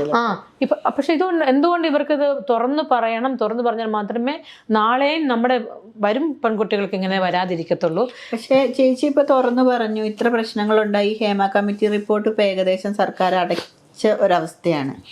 അപ്പോഴും ചേച്ചിക്ക് അല്ലെങ്കിൽ പ്രോപ്പറായിട്ടൊരു നീതി കിട്ടുമെന്ന് തോന്നുന്നുണ്ടോ? ഹേമ കമ്മിറ്റി റിപ്പോർട്ടിന്റെ മേലുള്ള അന്വേഷണങ്ങളൊക്കെ ഏകദേശം അവസാനിപ്പിച്ച് അങ്ങനെ ഞാൻ എന്തൊക്കെയായാലും എൻ്റെ സത്യങ്ങളൊക്കെ ഞാൻ തുറന്ന അധികാരികളെയും സമൂഹത്തിനെയും ഒക്കെ ഞാൻ അറിയിച്ചിട്ടുണ്ട്. അപ്പോൾ അതിൻ്റെ ഇപ്പോൾ കുറ്റപത്രമൊക്കെ സമർപ്പിച്ചല്ലോ എല്ലാ കാര്യവും. കാരണം ഇപ്പം ഇനി 2 പേരെ അങ്ങോട്ട് 2 പേരുടെ കേസ് വിടാൻ പോവുകയാണെന്നൊക്കെ ഞാൻ അങ്ങനെ കേട്ടു. അത് സത്യമില്ല, കാരണം ഞാൻ വാദിയാണ്. അപ്പോൾ അങ്ങനെ കേസ് വിടുവാണെങ്കിൽ എനിക്ക് നോട്ടീസ് അയക്കണം. അങ്ങനെ ഒരു നോട്ടീസ് ഇതുവരെ എനിക്ക് വന്നിട്ടില്ല. എന്നാൽ വന്നിട്ടുണ്ട്. കാരണം ഞാൻ ആദ്യമേ തിരുവനന്തപുരത്താണ് കേസ് കൊടുത്തത്. അവിടെയുള്ള ഷൂട്ടിംഗ് ഒക്കെ നടന്നത്. പക്ഷേ ഇൻസിഡൻറ്റ് നടന്നത് BTH ഹോട്ടലിലായിരുന്നു. അപ്പോൾ അതുകൊണ്ട് അവർ പറഞ്ഞു, മിനു അപ്പോൾ ഇതിവിടെ അല്ല കേസ്, BTH എറണാകുളത്തോട്ടാണ് കേസ്. അങ്ങനെ എറണാകുളത്ത് നിന്ന് ട്രാൻസ്ഫർ ചെയ്തു. അപ്പോൾ എന്ത് ചെയ്തു, അവിടുത്തെ കേസ് ക്യാൻസൽ ചെയ്തു അല്ലേ? അത് ക്യാൻസൽ ചെയ്തിട്ട് ഇങ്ങോട്ടാക്കി. അപ്പോൾ അതിൻ്റെ നോട്ടീസ് വന്നു. തിരുവനന്തപുരത്തെ കേസ് അത് ക്യാൻസൽ ചെയ്തു. ഇപ്പൊ ഞാൻ കൊടുത്തേക്കുന്ന കേസ് എവിടെ എത്തിയ എറണാകുളത്താണ് കൊടുത്തേക്കുന്നത്. ഇപ്പം വന്നിരിക്കുന്ന വാർത്തകളിലൊക്കെ ഈ പറയുന്ന സംവിധായകനും ആയിട്ടുള്ള പ്രമുഖ വ്യക്തിനെയും ഈ പറയുന്ന പ്രമുഖ നടന്റെയും പേരിലുള്ള കേസ് തെളിവുകളുടെ അഭാവത്തില് അവസാനിപ്പിക്കാൻ പോകുന്നു. അതെങ്ങനെ തെളിവുകളുടെ അഭാവം വരുന്നേ? സാക്ഷികളോട് നമ്മൾ അന്ന് സംഭവം നടന്നപ്പോൾ ഞാൻ പലരോടും ചില ഫ്രണ്ട്സിനോടൊക്കെ പറഞ്ഞിട്ടുണ്ട്, ഡീപ്പായിട്ട് പറഞ്ഞിട്ടില്ല. ഇപ്പൊ ആ നടനെ കുറിച്ചാണെങ്കിൽ ഈ നടൻ ശരിയല്ല കേട്ടോ, അയ്യോ അവൻ ശരിയല്ല, അയ്യോ അതെന്താ, അയ്യോ അവനെന്നെ കയറി പിടിച്ചു കളഞ്ഞു, അങ്ങനെ പറഞ്ഞ ഫ്രണ്ട്സ് ഉണ്ട്. അപ്പൊ അവരൊക്കെ സാക്ഷികളല്ലേ. പക്ഷെ അങ്ങനെയുള്ള സാക്ഷികൾ എന്ന് പറയുന്നതേ ഇപ്പൊ ചേച്ചിയായിട്ട് പോയി പറഞ്ഞ സാക്ഷികളല്ലേ. ഇപ്പൊ ദൃക്സാക്ഷികളോ അല്ലെങ്കിൽ ഒരു ഇൻസിഡന്റിന്റെ അടുത്ത് അങ്ങനത്തെ ഒരു സാക്ഷികൾ ആ സമയത്ത് ഉണ്ടായിരുന്നില്ലല്ലോ. അപ്പം ഈ പറയുന്ന പോലെ അപ്പം ഇവര് പറയുന്ന നമ്മളായിട്ട് ക്രിയേറ്റ് ചെയ്തതാണ് എന്ന് തോന്നുന്ന സാക്ഷികളായി പോവില്ലേ? അപ്പം അല്ലാതെ ഉള്ളൊരു സാക്ഷികൾ ഇല്ലാതെ വരുമ്പോൾ ഇവര് പറയുന്ന പോലെ കേസ് തള്ളിപ്പോവാനുള്ള ചാൻസ് ഉണ്ടോ? എന്താണ് അതിന്റെ? ഞാൻ പറയട്ടെ, ഇപ്പൊ ഈ നമ്മുടെ മലയാള സിനിമയിൽ എന്തോരം നടന്മാരുണ്ട്. എന്തുകൊണ്ട് നമ്മൾ ഈ പർട്ടിക്കുലർ ആൾക്കാരുടെ പേര് പറയുന്നത്? ആ സംഭവം നടന്നുകൊണ്ടല്ലേ. അങ്ങനെ പൃഥ്വിരാജിന്റെ പേര് പറയാം, ലാലേട്ടന്റെ പേര് പറയാമല്ലേ. എനിക്ക് ഒരു കള്ളമാണ് പറയുന്നതെങ്കിൽ എനിക്ക് എൻ്റെ ജീവിതത്തിൽ നടന്ന അനുഭവങ്ങൾ, ഞാൻ അനുഭവിച്ച ദുരന്തമാണ്. എനിക്ക് വളരെയേറെ വിഷമമുണ്ടായി. കാരണം ആ ജയസൂര്യ അങ്ങനെ ബാക്കിൽ നിന്ന് വന്ന് കെട്ടിപ്പിടിക്കുകയും ഒക്കെ ചെയ്തത് എൻ്റെ അനുവാദം ഇല്ലാണ്ടല്ലേ. അത് കഴിഞ്ഞിട്ട് പിന്നെ സിനിമകളൊക്കെ കട്ട് ചെയ്ത് കളി, മിനു വേണ്ട ഈ ഒരു കാര്യത്തിന് വേണ്ടിയൊക്കെ. അപ്പം ജയസൂര്യ പർട്ടിക്കുലർ ആയിട്ട് ചേച്ചിന് കിട്ടിയ അവസരങ്ങൾ ഒഴിവാക്കിയിട്ടുണ്ടെന്നാണോ ചേച്ചി പറയുന്നത്? അതെ. പിന്നെ ഡയറക്ടർ പറഞ്ഞു ജയസൂര്യ വേണ്ടാന്ന് പറഞ്ഞു, മിനുവിനെ വിളിക്കണ്ടെന്നൊക്കെ. അപ്പം അതുകൊണ്ട് പല സിനിമയിൽ നിന്നും അങ്ങനെ എനിക്കൊരു വിഷമം ഉണ്ടായിട്ടുണ്ട്. അപ്പം അതിൽ നിന്ന് ഞാൻ അതെല്ലാം ദൈവത്തിന് വിട്ടുകൊടുക്കുകയാണ് ചെയ്തത്. എനിക്കിപ്പോൾ ഒന്നേ പറയാനുള്ളൂ, ഇവരെ രണ്ടുപേരെ ഞാൻ 8 പേർക്കെതിരെ കേസ് കൊടുത്തിട്ടുണ്ട്. എനിക്ക് 8 പേരിൽ നിന്നും എനിക്ക് ദുരന്ത അനുഭവം ഉണ്ടായതുകൊണ്ടാണ് ഞാൻ ഇത്ര ഓപ്പണായിട്ട് സമൂഹത്തോടും ഞാൻ അധികാരികളോടും പറഞ്ഞത്. എനിക്ക് ക്യാഷിനായിരുന്നെങ്കിൽ എനിക്ക് ഈ ഹേമ കമ്മിറ്റി പ്രശ്നം നടന്നുകൊണ്ടിരിക്കുമ്പം എനിക്ക് എല്ലാവരുടെ ഫോൺ നമ്പർ ഉണ്ട്, എല്ലാവരുടെയും ഫോൺ നമ്പർ ഉണ്ട്. ഹലോ, അന്ന് നടന്നില്ലേ, അത് ഞാനൊന്ന് പറയാമോ? എനിക്ക് വേണം റെക്കോർഡ് ചെയ്യായിരുന്നു. അന്നേരം ഒരു പ്രതികരിക്കുമല്ലോ. നമ്മൾ അങ്ങനത്തെ കൊണസ്റ്റ് ബുദ്ധിക്കൊന്നും പോയില്ല. അതാ ഞാൻ ചോദിക്കുന്നത്. ഇപ്പോ ഈ ചേച്ചി ഇങ്ങനെ പ്രതികരിക്കാൻ തയ്യാറായപ്പോ ആരെങ്കിലും പറഞ്ഞോ ചേച്ചി കാശിന് വേണ്ടിയിട്ടാണ്, അല്ലെങ്കിൽ ഏതെങ്കിലും തരത്തിലുള്ള ഓഫറുകൾ വന്നിട്ടുണ്ടോ? സ്വാസിക പറഞ്ഞു, എത്ര പേര് പറഞ്ഞു. സ്വാസിക, ബീന ആന്റണി, ബീനാന്റെ ഹസ്ബൻഡ്, സാജൻസ് അറിയാം, മറുനാടൻ മലയാളി, അവരെല്ലാം കാശിന് വേണ്ടിയാണ്. അതെങ്ങനെ കാശിന് വേണമെങ്കിൽ എനിക്ക് മീഡിയയിൽ വരേണ്ട ആവശ്യമില്ല. ഒരു കുഞ്ഞുങ്ങൾ പോലും അറിയില്ല, നമ്മൾ ഒതുക്കി തീർക്കത്തില്ലേ അല്ലേ? എന്താ മനുഷ്യർ ചോറല്ലേ ഉണ്ടെന്ന് അവർക്ക് മനസ്സിലാക്കാമല്ലേ. ഞാൻ ഇങ്ങനെ അങ്ങനെ ജനങ്ങളുടെ മുമ്പിൽ വന്ന് പറഞ്ഞാൽ എനിക്ക് എന്താ കിട്ടുമോ? എനിക്ക് എന്തെങ്കിലും കിട്ടുമോ? ഇല്ല. എന്താ കിട്ടാൻ പോവാ? കുറേ തിരിച്ചടികൾ കിട്ടും. അത് കിട്ടുന്നുണ്ടോ? അതെനിക്ക് ഡിഫെൻഡ് ചെയ്യാനുള്ള കഴിവ് എനിക്കുണ്ട്. കാരണം നമ്മൾ തെറ്റ് ചെയ്തിട്ടില്ല. അല്ലെങ്കിൽ മിനു എൻ്റെ കൂടെ വന്നിട്ടുണ്ട് എന്ന് പറയാൻ ഒരു മനുഷ്യന് വരില്ല എന്ന് എനിക്ക് ഉറപ്പുണ്ട്. പോയെങ്കിലല്ലേ ഒന്ന് പറയാൻ പറ്റത്തുള്ളൂ. അപ്പം അതുകൊണ്ട് ഞാൻ ധൈര്യമായിട്ട് വന്ന് ഞാൻ കാര്യങ്ങൾ പറഞ്ഞു. അപ്പം എനിക്കിപ്പോഴാണ് ഇതൊന്നേ പറയാനുള്ളൂ. ഇവരെ രണ്ടുപേരെയും വെറുതെ വിടുവാണെങ്കിൽ മറ്റുള്ളവരെയും വെറുതെ വിടണം. ഞാൻ ആ കേസ് എനിക്ക് കുഴപ്പമില്ല. അതെന്താ ഇവരെ രണ്ടുപേരെ മാത്രം തിരിച്ചു വിടുന്നത്? അങ്ങനെയാണെങ്കിൽ അവർക്കെതിരെ കേസ് എടുത്തില്ലേ? മുകേഷിനെതിരെ കേസ് എടുത്തിട്ടുണ്ട്, ഇടവേള ബാബുവിനെ എടുത്തിട്ടുണ്ട്, പിന്നെ ആരാണ്ടൊക്കെ പേരിൽ എടുത്തിട്ടുണ്ടല്ലോ. എന്നിട്ട് ഇവരെ രണ്ടുപേരും എന്താ പെട്ടെന്ന് അതെന്താ ഇൻഫ്ലുവൻസ് കാരണോ എന്താ? അതെനിക്ക് മനസ്സിലാവുന്നില്ല. അങ്ങനെ ഒരു ക്രൈം എന്ന് വെച്ചാൽ എല്ലാവർക്കും ക്രൈം ഈക്വൽ ആണ്. വി ഓൾ ആർ ഈക്വൽ അല്ലേ? അപ്പം ഇന്നയാൾക്ക് ഞാൻ നാഷണൽ അവാർഡ് വാങ്ങിച്ചുകൊണ്ട് എൻ്റെ പേരിൽ കേസെടുക്കാൻ പാടില്ല, ഇല്ലെങ്കിൽ നാഷണൽ അവാർഡ് വാങ്ങിച്ചുകൊണ്ട് എനിക്ക് ഏത് പെണ്ണിനെയും എപ്പോൾ വേണമെങ്കിലും എക്സ്പ്ലോയിറ്റ് ചെയ്യാം, പീഡിപ്പിക്കാം എന്നൊക്കെ ഉണ്ടോ? അപ്പം crime is equal to everyone. അപ്പം രണ്ടുപേരെ അങ്ങനെ വിടുകയാണെങ്കിൽ എല്ലാവരും വിട്ടേരെ. ഞാൻ ഏറ്റവും എല്ലാ നല്ല തെളിവുകളും ഞാൻ കൊടുത്തിട്ടുണ്ട്. എനിക്ക് ഇനിയും കൊടുക്കാൻ പറ്റും. ഇനി എനിക്ക് തെളിവ് പറയണമെങ്കിൽ എന്താ പറഞ്ഞാൽ പലരുടെയും ജീവിതത്തിൽ ഒരു പ്രശ്നം ഉണ്ടാക്കണ്ട എന്ന് വിചാരിച്ചിട്ടാണ് ഞാൻ ആരുടെയും പേര് പറയാണ്ടിരുന്നത്. ഞാൻ പേര് പറഞ്ഞാൽ അവർ ഉത്തരം പറഞ്ഞല്ലേ പറ്റുള്ളൂ. പോലീസുകാർ അവരുടെ വീട്ടിൽ ചെന്നാൽ നീ ഇന്ന് സിനിമയിൽ അഭിനയിച്ചു, മിനുവിനെ അറിയും, അവിടെ കണ്ടായിരുന്നൊക്കെ അവർക്ക് കള്ളം പറയാൻ പറ്റുമോ? അപ്പം സത്യം പോലീസുകാർക്ക് മനസ്സിലാവും. അപ്പം ഇവർ കൂടുതലും അങ്ങ് ലൂപ്പ് ഹോൾസ് ഉണ്ടാക്കി ചാടിപ്പോകാൻ നോക്കുവാണെങ്കിൽ ഞാൻ വിടത്തില്ല. അതേസമയം തെറ്റ് സംഭവിച്ചു പോയി, മാപ്പ്, ഒരു വാക്ക് മതി. നമുക്ക് കേസ് വേണ്ട. ഇനി അപ്പൊ ഇനിയാണെങ്കിലും ഈ പറയുന്ന ആളുകൾ ചേച്ചീനോട് ഒരു മാപ്പ് പറയുക, അല്ലെങ്കിൽ എനിക്കിങ്ങനെ സംഭവിച്ചു പോയി എന്ന് പറഞ്ഞാൽ ചേച്ചി എല്ലാ കേസുകളും പിൻവലിക്കുന്നാണോ പറയുന്നത്? ഞാൻ പറഞ്ഞ ക്രൈം എപ്പോഴും ക്രൈം തന്നെയാണ്. ഇപ്പൊ എനിക്ക് തോന്നുന്നില്ലെങ്കിൽ ഞാൻ അധികാരികളെ അറിയിച്ചുകൊണ്ട് പിന്നെ ഇനി ജഡ്ജിക്കാണ്, കോടതിയാണ് തീരുമാനിക്കേണ്ടത്. അവർ ക്രൈം ചെയ്തവരാ അല്ലേ? അപ്പം അത് ഇനി അവരാണ് തീരുമാനിക്കേണ്ടത്. പക്ഷേ എനിക്ക് അവരെ ശിക്ഷിക്കണമെന്ന് എനിക്കില്ല. പക്ഷെ അവർ ചെയ്ത തെറ്റ് തന്നെയാണ്. അവർ തെറ്റ് അവർ അംഗീകരിക്കണം. അവർ അംഗീകരിച്ചിട്ട്, കാരണം ഇനി ഭാവി തലമുറയുള്ള കുട്ടികളും ഇതുപോലെ ചെയ്യാൻ പാടില്ല. അവർക്കും ഒരു പേടിയുണ്ടാവണം. 15 വർഷം കഴിഞ്ഞാലും ആരെങ്കിലും തുറന്നു പറഞ്ഞാൽ നമ്മളൊക്കെ പെടും. ആ ഒരു ഭയം എല്ലാവർക്കും ഉണ്ടാകാൻ മതി. ഇവരിൽ കൂടി നല്ല സമൂഹം ഉണ്ടാകണം. അപ്പൊ ഇവർക്ക് എന്തായാലും മാപ്പ് പറഞ്ഞൂടെ? തെറ്റ് അന്നേരത്തെ ഇതിൽ വെള്ളം അടിച്ചു, അന്നേരത്തെ ഇതിനെ പറ്റി പോയി എന്നൊക്കെ പറഞ്ഞാൽ പോരെ? അത് പറഞ്ഞാൽ ഈ പറഞ്ഞ കേരള സമൂഹം മുഴുവൻ ക്ഷമിക്കുകയല്ലേ. പിന്നെ കോടതി എന്തെങ്കിലും ഇളവ് കൊടുക്കുകയോ, ഇപ്പൊ എനിക്ക് അത്ര ഇതില്ല, എന്ത് വേണമെങ്കിലും അത് കോടതിയുടെ കയ്യിലാണ്. ക്ഷമിക്കുമ്പം കോടതി വരെയും ക്ഷമിക്കും. തെറ്റുപറ്റി പോയി അന്നേരത്തെ സാഹചര്യത്തില് എന്ന് പറഞ്ഞാൽ പക്ഷെ കോടതി വരെ ഇളവ് കൊടുക്കാം എന്നാണ് ഞാൻ പറയുന്നത്. എനിക്ക് പക്ഷേ ഇങ്ങനെ സംഭവം ഉണ്ടായിട്ടില്ല, തെളിവില്ല എന്ന് പറഞ്ഞാൽ ഞാൻ വിടത്തില്ല. അല്ലെങ്കിൽ ഞാൻ മരിക്കണം. ഇപ്പോ ചേച്ചിക്ക് ആരെങ്കിലും ഈ കേസിൽ നിന്ന് പിന്മാറാൻ വേണ്ടിയിട്ട് ലക്ഷങ്ങളോ കോടികളോ വാഗ്ദാനം ചെയ്തു വന്നിട്ടുണ്ടോ? പേരെടുത്ത് പറയാൻ പറ്റുന്ന ആരെങ്കിലും? എന്നോട് വന്ന് പറഞ്ഞു, മിനുവിന് എത്ര വേണ്ടേ, ഇയാളുടെ പേര് പെട്ടെന്ന് മാറ്റണം. അപ്പൊ കേസ് അങ്ങ് തുടങ്ങുന്നേ ഉള്ളൂ. പക്ഷെ ഞാൻ ആദ്യമേ എല്ലാവരുടെയും കേസ് ആദ്യം ഫേസ്ബുക്കിൽ പോസ്റ്റ് ചെയ്തില്ല എൻ്റെ. കാരണം എന്നിട്ടാണ് കേസും കൊണ്ട് എന്നിട്ടാണ് എല്ലാവരും വന്നത്. പോലീസുകാരെല്ലാം SIT-കാരൊക്കെ വീട്ടിൽ വന്നതൊക്കെ ഈ പോസ്റ്റ് കണ്ടതിന് ശേഷം എല്ലാവരും വരുന്നത്. അല്ല ഞാനിപ്പോ എങ്ങനെ തിരുവനന്തപുരത്ത് കൊണ്ട് ആരുടെ കൊണ്ടേ കൊടുക്കണം അതൊന്നും നമുക്ക് അറിയത്തില്ലല്ലോ. അതുകൊണ്ട് ഞാൻ ഫേസ്ബുക്കിലാണ് ഇട്ടത്. എല്ലാവരെ കുറിച്ചും ഫേസ്ബുക്കിൽ ഫുള്ളായിട്ട് ആരും പറഞ്ഞിട്ടില്ല. അബ്യൂസ്ഡ് എന്ന് പറഞ്ഞിട്ടപ്പോഴാണ് അപ്പോൾ SIT-കാരൊക്കെ വന്ന് കേസെടുത്തത്. അപ്പോൾ പിന്നെ ചേച്ചിക്ക് ഏതെങ്കിലും തരത്തിലുള്ള മറ്റേ ഇത് ചോദിച്ചല്ലോ, ബ്രൈബ്. അപ്പൊ ഈ കേസ് ഇങ്ങനെ SIT-കാർ വന്നു പോയ ഉടനെ ഒരാളെ എന്നെ വീട്ടിൽ വന്ന് എന്നെ സന്ദർശിച്ച് പറഞ്ഞു, മിനു ഇന്ന ആളെ ഒന്ന് ഒഴിവാക്കണം. ഇയാള് സമൂഹത്ത് വലിയൊരാളാകാൻ പോകുന്ന ഒരാളാണ്, അയാൾക്ക് വലിയ പൊസിഷനെ വരാൻ പോകുന്ന ആളാണ്. മിനുവിന് എത്ര വേണ്ട കേസ് ഇതാക്കണമെങ്കിൽ? ഞാൻ പറഞ്ഞാൽ എന്താ അങ്ങനെ ചോദിച്ചാൽ, പ്ലീസ് അയാൾ എൻ്റെ ഫ്രണ്ടും കൂടെയാണ്. അപ്പം വന്നയാളെ എൻ്റെ ക്ലോസ് ഫ്രണ്ടാണ്. അപ്പൊ എന്താ ചെയ്യാ അങ്ങനെ വെച്ചാൽ പുള്ളിക്കാരൻ സ്റ്റാർട്ട് ചെയ്ത് തന്നെ 25 lakhs-ലാണ്. 25 lakhs, 50 lakhs, 75 lakhs, 1 crore വരെ വന്നു പുള്ളി പറഞ്ഞു കേസ്. അന്നേരം ഞാൻ പറഞ്ഞത്, അന്ന് ഞാൻ അനുഭവിച്ച ഒരു വേദന അതെനിക്ക് ഒരിക്കലും ഇന്നും ഉണങ്ങാതെ കിടക്കുകയാണ് നമ്മുടെ ഹൃദയത്തിൽ. അതുകൊണ്ട് കാശ് കൊണ്ടൊന്നും ആ മുറിവ് ഉണക്കാൻ പറ്റത്തില്ല. അവരിതിന്റെ കോൺസിക്വൻസ് അവരറിഞ്ഞേ പറ്റത്തുള്ളൂ. ദൈവം തന്നൊരു ഇത് ഞാനാണോ തീരുമാനിച്ചാണ്, ഇതെന്റെ ഇന്റൻഷനേ അല്ല. 15 വർഷം ഞാൻ മിണ്ടാതിരുന്നില്ലേ? ആരുടെയൊക്കെ പറഞ്ഞു ഞാൻ കാശിനാണ്. അല്ല, ഇത്ര വൈകിയത് കൊണ്ട്, അതായത് 2008-ലാണ് ഈ സംഭവം നടക്കുന്നത്. 2008-ലാണ് ആ സിനിമ അത് കഴിഞ്ഞിട്ട് ഒരു 2017 സമയമായപ്പോഴാണല്ലോ ഹേമ കമ്മിറ്റി റിപ്പോർട്ട് വരുന്നത്. അതുവരെ മിണ്ടാതിരുന്നിട്ട് പിന്നെ മിണ്ടുമ്പോൾ സ്വാഭാവികമായിട്ട് എല്ലാരും പറയുന്നത് ചിലപ്പം പൈസക്ക് വേണ്ടി, പൈസയ്ക്ക് വേണ്ടിയാണെങ്കിൽ നമുക്ക് നേരിട്ട് അവരെ കോണ്ടാക്ട് ചെയ്താൽ പോരെ? എന്താ ജനങ്ങൾക്ക് ബുദ്ധിയില്ലേ? നമുക്ക് പബ്ലിക്കിൽ മീഡിയയിൽ മുമ്പ് പറയണോ? അല്ല, ഇത് വെച്ചാൽ ഞാനിപ്പോ ഒരു പിന്നെ ഇതിന് വന്നു, അപ്പൊ അല്ലെങ്കിൽ ഞാൻ എന്തെങ്കിലും ഒരു കാര്യം ഫേസ് ചെയ്തു, ഞാൻ ഈ പറയുന്ന എന്നെ അബ്യൂസ് ചെയ്ത ഒരാളോട് ഞാൻ പറയുമ്പോൾ നമ്മൾ തമ്മിൽ മാത്രമേ അറിയുന്നുള്ളൂ. മീഡിയ എന്ന് പറയുമ്പോൾ ഒരു പബ്ലിക് അറ്റൻഷൻ കിട്ടുകയല്ലേ, ജനങ്ങൾ മുഴുവൻ അറിയില്ല.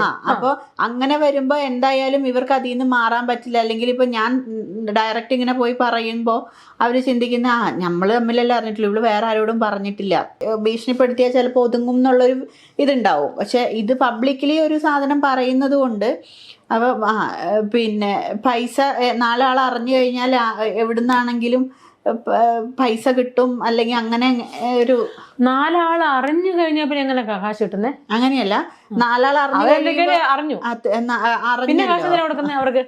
അതാരും ആരും ചെയ്യുവോ? നോ ആരും അറിയാതെ ഒതുക്കത്തില് മര്യാദക്ക് കാശ് വന്നോ, ഇല്ലെങ്കിൽ നിന്റെ പേര് പറയും. അതാണ് കാശ്. അല്ലാണ്ട് എല്ലാവരും കാശിന് വേണ്ടി ആരും പബ്ലിക്കായിട്ട് വരത്തില്ലല്ലോ, പബ്ലിക്കായിട്ട് പറയില്ല. അപ്പൊ അവരെ നാറ്റിച്ചെന്നല്ല, നമ്മൾ പറയാനുള്ള കാര്യം തുറന്നു പറഞ്ഞു. പക്ഷെ എനിക്ക് ഒരു സത്യം പറയാലോ, ഇത് ദൈവത്തിന്റെ ഒരു പദ്ധതിയാണ്. ഞാനൊരു ദൈവവിശ്വാസിയാണ്. അതുകൊണ്ടാണ് ഞാൻ പറഞ്ഞത്. ഞാൻ മക്കയിൽ പോയിട്ട് വന്നിട്ട് ഒരാഴ്ചയേ ഉള്ളൂ. എന്നിട്ട് ഞാൻ വന്ന് വീട്ടിലിരിക്കുമ്പോഴാണ് ഈ സംഭവം കാണുന്നത്. അപ്പോൾ ഞാനിങ്ങനെ പെട്ടെന്ന് എൻ്റെ ഉൾവിളി നമുക്ക് പറഞ്ഞു, നിനക്ക് കുറേ വിഷമങ്ങളൊക്കെ ഉണ്ടായില്ലേ, അതിപ്പോൾ പറ. അപ്പം ഞാൻ എൻ്റെ പറഞ്ഞു, അയ്യടാ ഞാനില്ല, ഞാൻ ഹാളിലിരുന്ന, ഞാൻ ഓടിപ്പോയി ബെഡിൽ പോയി ഞാൻ കമന്ന് കിടന്നു, സത്യം. കാരണം ഞാൻ പറയൂല, ഞാൻ വേണോണ്ടാണ്, എനിക്ക് സംഭവിച്ചു. അപ്പോൾ പിന്നെ പറയില്ല, പറയണം മിനു, ഇത് പ്രതികരിച്ചേ പറ്റത്തുള്ളൂ, ഉള്ളിന്നങ്ങ്. അപ്പോൾ ഞാൻ വിചാരിച്ചേ, ഇതാരാ ഈ പറയുന്നത്, ദൈവമേ നെഗറ്റീവാണോ പോസിറ്റീവാണോ, ഏത് എനർജി എന്നോട് ഈ സംസാരിക്കുന്നത്, എന്നെ ആരാണ് ഇത്ര എന്നിട്ട് നെഞ്ചിനകത്തോടൊന്ന് പൊട്ടപ്പെടാന്ന് ഇടിക്കുന്നു. അപ്പം ഞാൻ ഓടിപ്പോയിട്ട് 2 നിസ്കരിച്ചു പെട്ടെന്ന്. ഏതോ സമയം അന്നേരം രാത്രി 12:30 ഞാൻ പറഞ്ഞു, ദൈവമേ എനിക്ക് ഇത് പറയണോ വേണ്ടയോ എന്ന് എനിക്കറിയില്ല, ഞാനിങ്ങനെ അനുഭവിച്ചതൊക്കെ ശരിയാണ്, ഇത്രയും പേരൊക്കെ ഉണ്ട്, പക്ഷേ ഞാൻ ഇടാൻ പോവാണ്, എന്തെങ്കിലും ഇടണ്ടെന്നാണെങ്കിൽ എനിക്കൊരു ക്ലൂ കാണിച്ചു തരണം, ഇടണ്ടെന്നാണെങ്കിൽ. അപ്പം ഞാൻ പ്രാർത്ഥിച്ചു ഇതിടാൻ വേണ്ടി, ഇവരുടെ പേര് പറയേണ്ട. പ്രാർത്ഥിച്ചു കഴിഞ്ഞപ്പോഴത്തേക്കും ഒരാളെ കൂടെ ഓർമ്മിപ്പിച്ചു, ഈ അഡ്വക്കേറ്റിന്റെ കാര്യം ഞാൻ മറന്നുപോയായിരുന്നു. അപ്പൊ അഡ്വക്കേറ്റിനെ കൂടെ ഓർമ്മിപ്പിച്ചു തരുമോ ദൈവം, നീ ഇതിങ്ങടെ ഇടാൻ പറഞ്ഞിട്ടുണ്ട്. അപ്പൊ ഞാൻ ചെന്നത് ദൈവത്തിന്റെ പദ്ധതിയാണ്. അങ്ങനെ ഒരു മനുഷ്യരോട് പോലും ഡിസ്കസ് ചെയ്യാതെ രാത്രി 1:30 ഇവരുടെ ഫോട്ടോ തന്നെ ഇല്ല, ഞാൻ പെട്ടെന്ന് ഗൂഗിളിൽ പോയി ഇവരുടെ ഒക്കെ ഫോട്ടോ എടുത്ത് ജസ്റ്റ് അങ്ങോട്ട് ഇട്ടു. അപ്പോൾ 1:30 ഉറങ്ങി. ഉറങ്ങാൻ എൻ്റെ ദൈവമേ 6 മണിയാകുമ്പോഴത്തേക്കും വേണ്ട മീഡിയ എല്ലാം നമ്മുടെ വീടിൻ്റെ മുമ്പിൽ വന്ന് എന്നെ വന്ന് കുളിപ്പിച്ച് പല്ല് തേപ്പിച്ച് പിന്നെ എന്താ നടന്നെന്ന് എനിക്കറിയത്തില്ല. എന്നെ ഒരു കൊണ്ടുപോക്കലായിരുന്നു.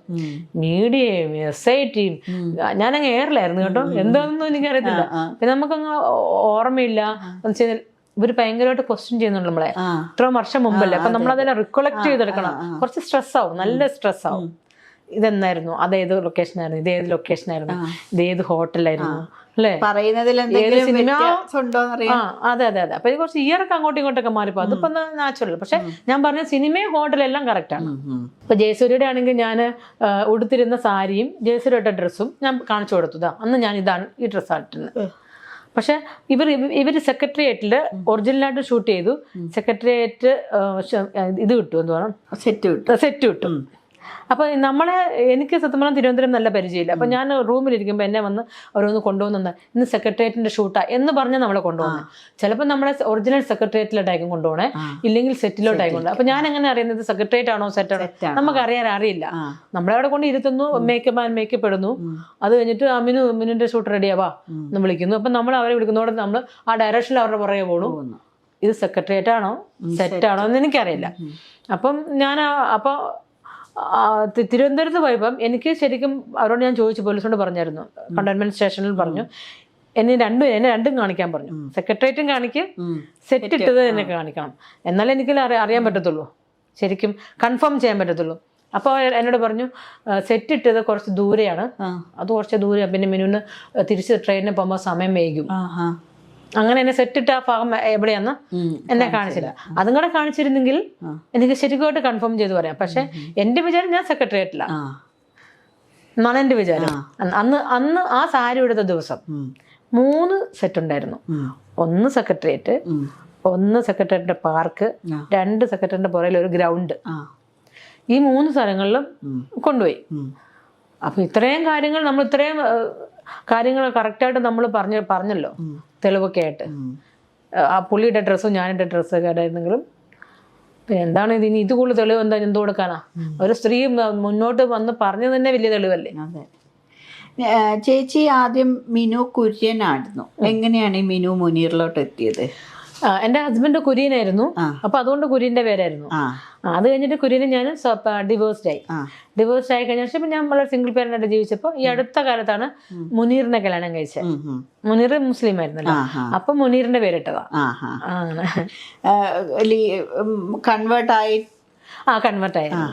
കൺവേർട്ട് ആകണമെന്നൊന്നും പുള്ളി പറഞ്ഞില്ല കേട്ടോ. ഞാനിങ്ങനെ ജസ്റ്റ് പഠിച്ചപ്പോ എനിക്ക് തോന്നി, അയ്യോ ഇതാണല്ലോ ശരി, ഇത് കറക്റ്റ് വേ ആണ്. കാരണം ഒരേ ഒരു ദൈവം, എല്ലാം സൃഷ്ടിച്ച ദൈവം. അപ്പൊ എനിക്ക് തോന്നി, അയ്യോ ഇതാണ് ശരി, ഇങ്ങനെ വേണം. പിന്നെ ഇവിടെ എനിക്ക് ഏറ്റവും ഇഷ്ടപ്പെട്ട എന്താണെന്നറിയാം, ഇവിടെ വിഗ്രഹങ്ങളില്ല. ഒരു വിഗ്രഹത്തോടും പ്രാർത്ഥിക്കേണ്ട ആ സമാധാനം. പിന്നെ അവരുടെ പ്രാർത്ഥന, അവരുടെ നിസ്കാരം എനിക്ക് ഇഷ്ടപ്പെട്ടു. അതായത് കൈയും എല്ലാം കഴുകി, കൈയും കാലും എല്ലാം കഴുകിയ ശേഷം ഒരു മാറ്റ് ഇട്ടിട്ട് അവിടെ നിന്ന് ദൈവത്തിന്റെ കാൽക്കല്ലാണ് നമ്മൾ തല മുട്ടിക്കുന്ന ഒരു സംഭവമാണ്. അത് അത്രത്തോളം പ്രോസ്ട്രേറ്റ് ചെയ്യുക, ദൈവമേ എന്നുള്ളൊരു ഇവിടെ ഇല്ല, അത്രത്തോളം നമ്മൾ കീഴ്വഴങ്ങണമല്ലോ. ആ പ്രാർത്ഥന എനിക്ക് ഇഷ്ടപ്പെടും. ഞാൻ ഇപ്പോഴും നിസ്കരിക്കും. എനിക്ക് നിസ്കാരം അത്ര ഇഷ്ടമാണ്. അല്ല നമ്മൾ നേരത്തെ കാണുമെങ്കിൽ നമ്മൾ ഓടി വന്നിട്ടുണ്ട്, അമ്മേ സർവസ്നായ ഞങ്ങളുടെ നാം പൂജ ധർമ്മ രാജ്യം പറഞ്ഞു, അങ്ങനെയൊന്നുമില്ല. നമ്മൾ വന്ന വഴി ചുമ്മാ ഇരുന്ന് പ്രാർത്ഥിക്കുന്നത്. അപ്പൊ ദൈവത്തിന് ഇച്ചിരി ഒരു റെസ്പെക്റ്റും അല്ലേ, അത്ര ഞാൻ അങ്ങനെ. അപ്പൊ അതുകൊണ്ട് എനിക്ക് ഇഷ്ടമായി. ചേച്ചി ഇപ്പോൾ ഒരു കേസുമായിട്ട് മുന്നോട്ട് പോയപ്പോൾ, ഇങ്ങനെ ഒരു തുറന്നു പറച്ചിൽ നടത്തിയപ്പോൾ ചേച്ചിക്ക് ഏതൊക്കെ തരത്തിലുള്ള വെല്ലുവിളികൾ വന്നിട്ടുണ്ട്, അല്ലെങ്കിൽ നിയമപരമായിട്ട് എന്തെങ്കിലുമുള്ള ബുദ്ധിമുട്ടുകൾ ഉണ്ടായിട്ടുണ്ടോ? ഉണ്ടായിട്ടുണ്ട്. ആദ്യമേ തന്നെ പോക്സോ കേസ് ഉണ്ടായി. അത് കഴിഞ്ഞിട്ട് പിന്നെ ത്രെട്ടൺ, ലൈഫ് ത്രെട്ടണ്, പിന്നെ മോർഫ് വീഡിയോ, പിന്നെ ഇമേജ് ഫോട്ടോ മോർഫ് ചെയ്തേക്കുന്നത്, അങ്ങനെയൊക്കെ കുറെ ഉണ്ടായി. അതൊന്നും ഞാൻ മൈൻഡ് ചെയ്തില്ല. പിന്നെ ഈ കഴിഞ്ഞ പ്രാവശ്യം ഞാൻ അദ്ദേഹത്തിനെതിരെ ഒരു പോസ്റ്റ് ഇട്ടായിരുന്നു. പോസ്റ്റ് ഇട്ടെന്ന് വെച്ചാൽ ഹീസ് നോട്ട് എ പേഴ്സൺ, എനിക്ക് ഇയാളുടെ ഒന്നും ഉണ്ടായി. ഇപ്പൊ മുകേഷിനെ കുറിച്ചൊക്കെ ഇട്ടല്ലോ, അതുപോലെ ഒരു പോസ്റ്റാണ് ഞാൻ ഇട്ടത്. അത് ഫാക്ച്വൽ കണ്ടന്റ് ആണ്. അപ്പോൾ അതിനെ കുറിച്ച് അദ്ദേഹം ഒരു കംപ്ലൈന്റ് കൊടുത്തേക്കുവാണ് ഈ സംവിധായകൻ. മിനു എന്നെ ഫോൺ വിളിച്ചു ഇന്ന നമ്പറിൽ നിന്ന്. അപ്പൊ ഈ നമ്പറിൽ വിളിച്ചത് ആരാന്നൊക്കെ അവർക്ക് കിട്ടി കഴിഞ്ഞു. അഡ്വക്കേറ്റാണ് വിളിച്ചത്. ഇയാളോട് എന്താ സംസാരിച്ചെന്ന് എനിക്കറിയില്ല. ആ വിളിച്ചതിന്റെ പുറകെ ഗൂഢാലോചന ഞാൻ പുറകെ എന്നും പറഞ്ഞ് എനിക്കത് എന്റെ പേര് വെച്ച് കേസ് കൊടുത്തേക്കുന്നു. ഞാൻ വിളിച്ചോ, അതിനുള്ള പ്രൂഫ് ഉണ്ടോ, അതൊന്നും നോക്കാതെ എന്റെ ഫോണിൽ നിന്ന് ഫോൺ പോയോ, ഇല്ലെങ്കിൽ മിനുവിന്റെ വോയിസ് ഉണ്ടോ, ഇതൊന്നും നോക്കാതെ എനിക്കെതിരെ കേസ് അങ്ങ് FIR കുറെ സെക്ഷൻസ് ഒക്കെ ഇട്ടങ്ങോട്ട് FIR ഇട്ടു. അത് അദ്ദേഹത്തിന്റെ ഇൻഫ്ലുവൻസ് ആണ്. അല്ലെങ്കിൽ പോലീസുകാർക്ക് അത്ര സമ്മർദ്ദം കൊടുത്തു കാണും.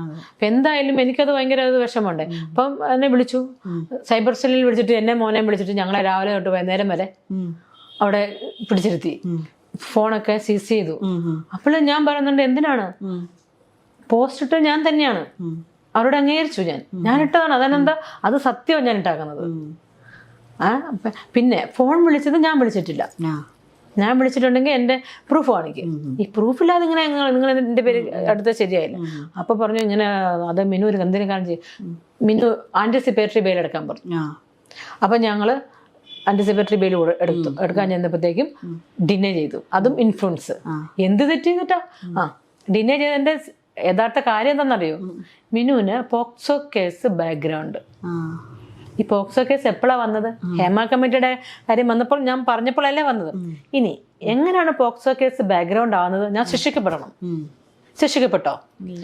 കേസിലൊന്നും ഇന്ന് വരെ ഈ നിമിഷം വരെ എന്നെ ഒരു കേരള പോലീസോ തമിഴ്നാട് പോലീസോ എന്നെ വിളിച്ചിട്ടില്ല. അപ്പൊ എനിക്ക് എങ്ങനെയാ ഇത് ബാക്ക്ഗ്രൗണ്ട് ആവുന്നത്? ഇനി ഇതുവരെയും എനിക്കൊരു ഇതില്ല. ഞാൻ ഇന്നുവരെ ഒരു ക്രൈമോ ഒരു ഇല്ലീഗലോ ഞാൻ എൻ്റെ ലൈഫിൽ ഞാൻ ചെയ്തിട്ടില്ല. അപ്പൊ പിന്നെ ഇങ്ങനെ ഒരു ബാക്ക്ഗ്രൗണ്ട് ഉണ്ട് എന്ന് പറഞ്ഞ് ആ ബെയില് തള്ളി. അതാ ഇൻഫ്ലുവൻസ് അല്ലേ? അപ്പൊ എനിക്ക് അവിടെ കാശ് കുറച്ച് പോയി. അത് കഴിഞ്ഞിട്ട് പിന്നെ ഞാൻ ഹൈക്കോർട്ടിൽ അപ്ലൈ ചെയ്തു.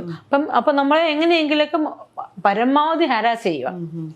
ഇപ്പൊ ഈ കേസുമായിട്ട് മുന്നോട്ട് നടക്കണമെങ്കിൽ ഒരുപാട് സാമ്പത്തികമായിട്ടുള്ള അതെ തീർച്ചയായിട്ടും ഒരു സൈഡില് നല്ല ഫിനാൻഷ്യലി ആണെങ്കിലും ഹോൾഡ് കൊണ്ടാണെങ്കിലും ഉന്നത തലത്തിൽ നിൽക്കുന്ന ആൾക്കാരും ഈ സൈഡിൽ നമ്മൾ നിൽക്കുമ്പോൾ ചേച്ചിക്ക് ഫിനാൻഷ്യലി ഉള്ള പിന്നെ ബാക്കപ്പ് ഒക്കെ എങ്ങനെയാ, കാര്യങ്ങളൊക്കെ എങ്ങനെയാ? എനിക്കിപ്പോ ഹസ്ബൻഡ് ഉണ്ട്. ഹസ്ബൻഡ് പറഞ്ഞു കേസ് വിടില്ല, നീ അതായത് സൂര്യൻ ഉദിച്ചുകൊണ്ടേ ഇരിക്കണം, ഉദിച്ചു തന്നെ നിൽക്കണം, ആർക്കും തടയാൻ പറ്റത്തില്ല. അതായത് മറ്റുള്ളവർ എന്ത് വിചാരിക്കും, അവരെന്ത് കമന്റ് ഇടും, അതൊന്നും നീ മൈൻഡ് ചെയ്യണ്ട. മറ്റുള്ളവരെ ബോധിപ്പിക്കേണ്ട ആവശ്യം, നമുക്ക് നീതി വേണം. You go proceed go head എന്നാണ് പുള്ളി പറയുന്നത്. എനിക്ക് മക്കളും എൻ്റെ ഹസ്ബൻഡുമാണ് എനിക്ക് ഏറ്റവും വലിയ തുണ. ഇപ്പോൾ ഒന്നിനു പുറകെ ഒന്നായിട്ട് കുറേ ചലച്ചിത്ര താരങ്ങളുടെ പേര് പറഞ്ഞു. അപ്പൊ ആരെങ്കിലും ചേച്ചിനോട് ഇവക്ക് ഇത് തന്നെയാണ് പണി, അല്ലെങ്കിൽ ഈ ഇങ്ങനെ പേര് പറഞ്ഞുകൊണ്ടിരിക്കുകയാണ്, അല്ലെങ്കിൽ ചുമ്മാ ഇനിയിപ്പോൾ റോട്ടിൽ കൂടെ പോണവരെ കണ്ടാലും അവരുടെ പേരും കൂടി വേണമെങ്കിൽ എടുത്തിട്ട് പല ആരോപണങ്ങളും നമ്മൾ ഫേസ് ചെയ്യും. അങ്ങനത്തെ എന്തൊക്കെ കാര്യങ്ങൾ ഇപ്പം നമുക്ക് എടുത്തു പറയാൻ പറ്റുന്ന ഫേമസ് ആയിട്ടുള്ള ആൾക്കാരുടെ അടുത്തുനിന്ന് ചേച്ചിക്ക് നേരിടേണ്ടി വന്നിട്ടുണ്ട്? അത് വന്നേക്കുന്ന സ്വാസിക, പിന്നെ ബീന ആന്റണിയുടെ കെട്ടിയനോ മനോജ്, ഇവരോടൊക്കെ നേരിട്ട് ചേച്ചിക്ക് പരിചയം ഉണ്ടായിരുന്നോ, അല്ലെങ്കിൽ എന്തെങ്കിലും ബന്ധം ഉണ്ടായിരുന്നോ, സൗഹൃദം ഉണ്ടായിരുന്നോ? ബീന ആന്റണിയുടെ ഹസ്ബൻഡ് എനിക്ക് പരിചയമില്ല. സ്വാസികനെ ഞാനൊരു UK ഒരു പ്രോഗ്രാമിന് വേണ്ടി സ്വാസികനെ ഞാൻ കോണ്ടാക്ട് ചെയ്തായിരുന്നു. അപ്പം സ്വാസിക വരാന്നപ്പോൾ അവിടെ UK എന്നുള്ള ആൾക്കാരെ പല ഇത് പറഞ്ഞ് പുള്ളിക്കാരിനെ വേണ്ട, അതിന്റെ റീസൺ പറഞ്ഞതിനടുത്ത്. അപ്പൊ അങ്ങനെ എഴുതേ ഉള്ളൂ. പുള്ളിക്കാരനെ എനിക്കറിയായിരുന്നു. പക്ഷെ എനിക്കൊരു അനുഭവം ഉണ്ടായിട്ട് ഇവരാരത് പറയാൻ? അനുഭവിച്ച ഞാനല്ലേ, ഇവര് കണ്ടോ? ഞാൻ എന്താ അനുഭവിച്ചെന്ന് ഇവർക്കറിയാവോ? അപ്പോൾ ഇങ്ങനെ ഒരു അവരിങ്ങനെ ചേച്ചീനെ കുറിച്ചൊരു ആരോപണം നടത്തിയപ്പോൾ ചേച്ചി റിയാക്ട് ചെയ്തിരുന്നു അവരോട്? നിങ്ങൾ അറിഞ്ഞിരുന്നോ? നിങ്ങൾ എൻ്റെ സത്യം എന്താണെന്നല്ലെങ്കിൽ എന്നെ കേൾക്കാൻ എപ്പോഴെങ്കിലും നിങ്ങൾ വന്നിട്ടുണ്ടായിരുന്നോ? എന്നിട്ടാണോ നിങ്ങൾ എന്നെ കുറിച്ച് ഇങ്ങനെ അടിസ്ഥാനരഹിതമായ കാര്യങ്ങൾ പറയുന്നതെന്ന് എപ്പോഴെങ്കിലും ചേച്ചി ചോദിച്ചു? ഞാൻ ആ പോസ്റ്റിനുടനെ ഞാൻ അതിന് കമന്റ് ഇട്ടായിരുന്നു. ഞാൻ തന്നെ ആ പോസ്റ്റ് എടുത്ത് എൻ്റെ ഫേസ്ബുക്കിൽ പോസ്റ്റ് ചെയ്തു. നോക്കൂ, ഇവരൊക്കെ എന്തോർത്തോണ്ടാണ് എന്തറിഞ്ഞിട്ടാണ് ഇവർ ഇങ്ങനെയൊക്കെ പറയുന്നത്? ഇവർക്ക് ഇത് അനുഭവിച്ചത് ഞാനാണ്. ഇവർക്ക് എന്തറിഞ്ഞിട്ടാണ്? പിന്നെ ആരും വലിയ പരിശുദ്ധ കന്യാകുമാരിയൊന്നും ആകാൻ നോക്കണ്ട. കൂടുതൽ എന്നെ കൊണ്ട് പറയിപ്പിക്കരുത്. കാരണം ഞാനിങ്ങനെ പറഞ്ഞപ്പോൾ എനിക്ക് കുറെ വീഡിയോയും ഓഡിയോയും ഒക്കെ സംസാരിച്ചു. സാസേനെ കുറിച്ചും ബീനാന്റിനെ കുറിച്ചും. ചേച്ചിക്ക് വീഡിയോ വേണോ? നമുക്കിപ്പോൾ അവരുടെ വീഡിയോ എടുത്തിടുന്നല്ലോ നമ്മുടെ എനിക്ക് നീതി, എൻ്റെ നീതി എനിക്ക് അനുഭവിച്ചത്, അല്ലാതെ തന്നെ അവരുടെ അതല്ലല്ലോ. അപ്പോൾ അത് ഞാൻ അന്നേരം നിങ്ങളങ്ങനെ ചില പെണ്ണുങ്ങൾ കോംപ്രമൈസിന് റെഡി ആയിരിക്കും, ചില വിരലിലെണ്ണാവുന്നത് അതെന്തെങ്കിലും ആയിക്കോട്ടെ, അത് അവരുടെ ഇഷ്ടം, നമുക്കൊരു പരാതിയില്ല. പക്ഷെ നമ്മൾ ഇപ്പോൾ ഉള്ളവരിങ്ങനെ നമ്മളതിന് തയ്യാറായില്ല, അതിൻ്റെ പേര് നമ്മൾ ഉപദ്രവിക്കപ്പെട്ടതാണ്. ഞാൻ ഈ പോകാത്തതിൻ്റെ പേര് പലയിടത്തുനിന്നും വല്ലാണ്ട് എന്നെ അപമാനിക്കുകയും കളിയായി. എനിക്ക് സിനിമയിലൊരു പേരുണ്ടായിരുന്നു, വരാലി മിനു. തുളസി ചേട്ടൻ ഇട്ടോ, തുളസി ചേട്ടൻ മരിച്ചിട്ടില്ലല്ലോ, കൊല്ലം തുളസി ചേട്ടൻ. എനിക്കിട്ട പേര് മീനോ വരാലി മിനു. എനിക്ക് അതിൻ്റെ പേര് ഇപ്പോഴും എനിക്ക് അതിൻ്റെ അർത്ഥം പോലും അറിയത്തില്ല. വരാലി എഴുതി പോണതുകൊണ്ടായിരിക്കും എല്ലായിടത്തും. അല്ല, വരാലിനെ പിടിച്ചാൽ കിട്ടത്തില്ലയോ? ഇല്ല, വരാലിങ്ങനെ ഒരു സ്ലിപ്പർ ഇട്ട്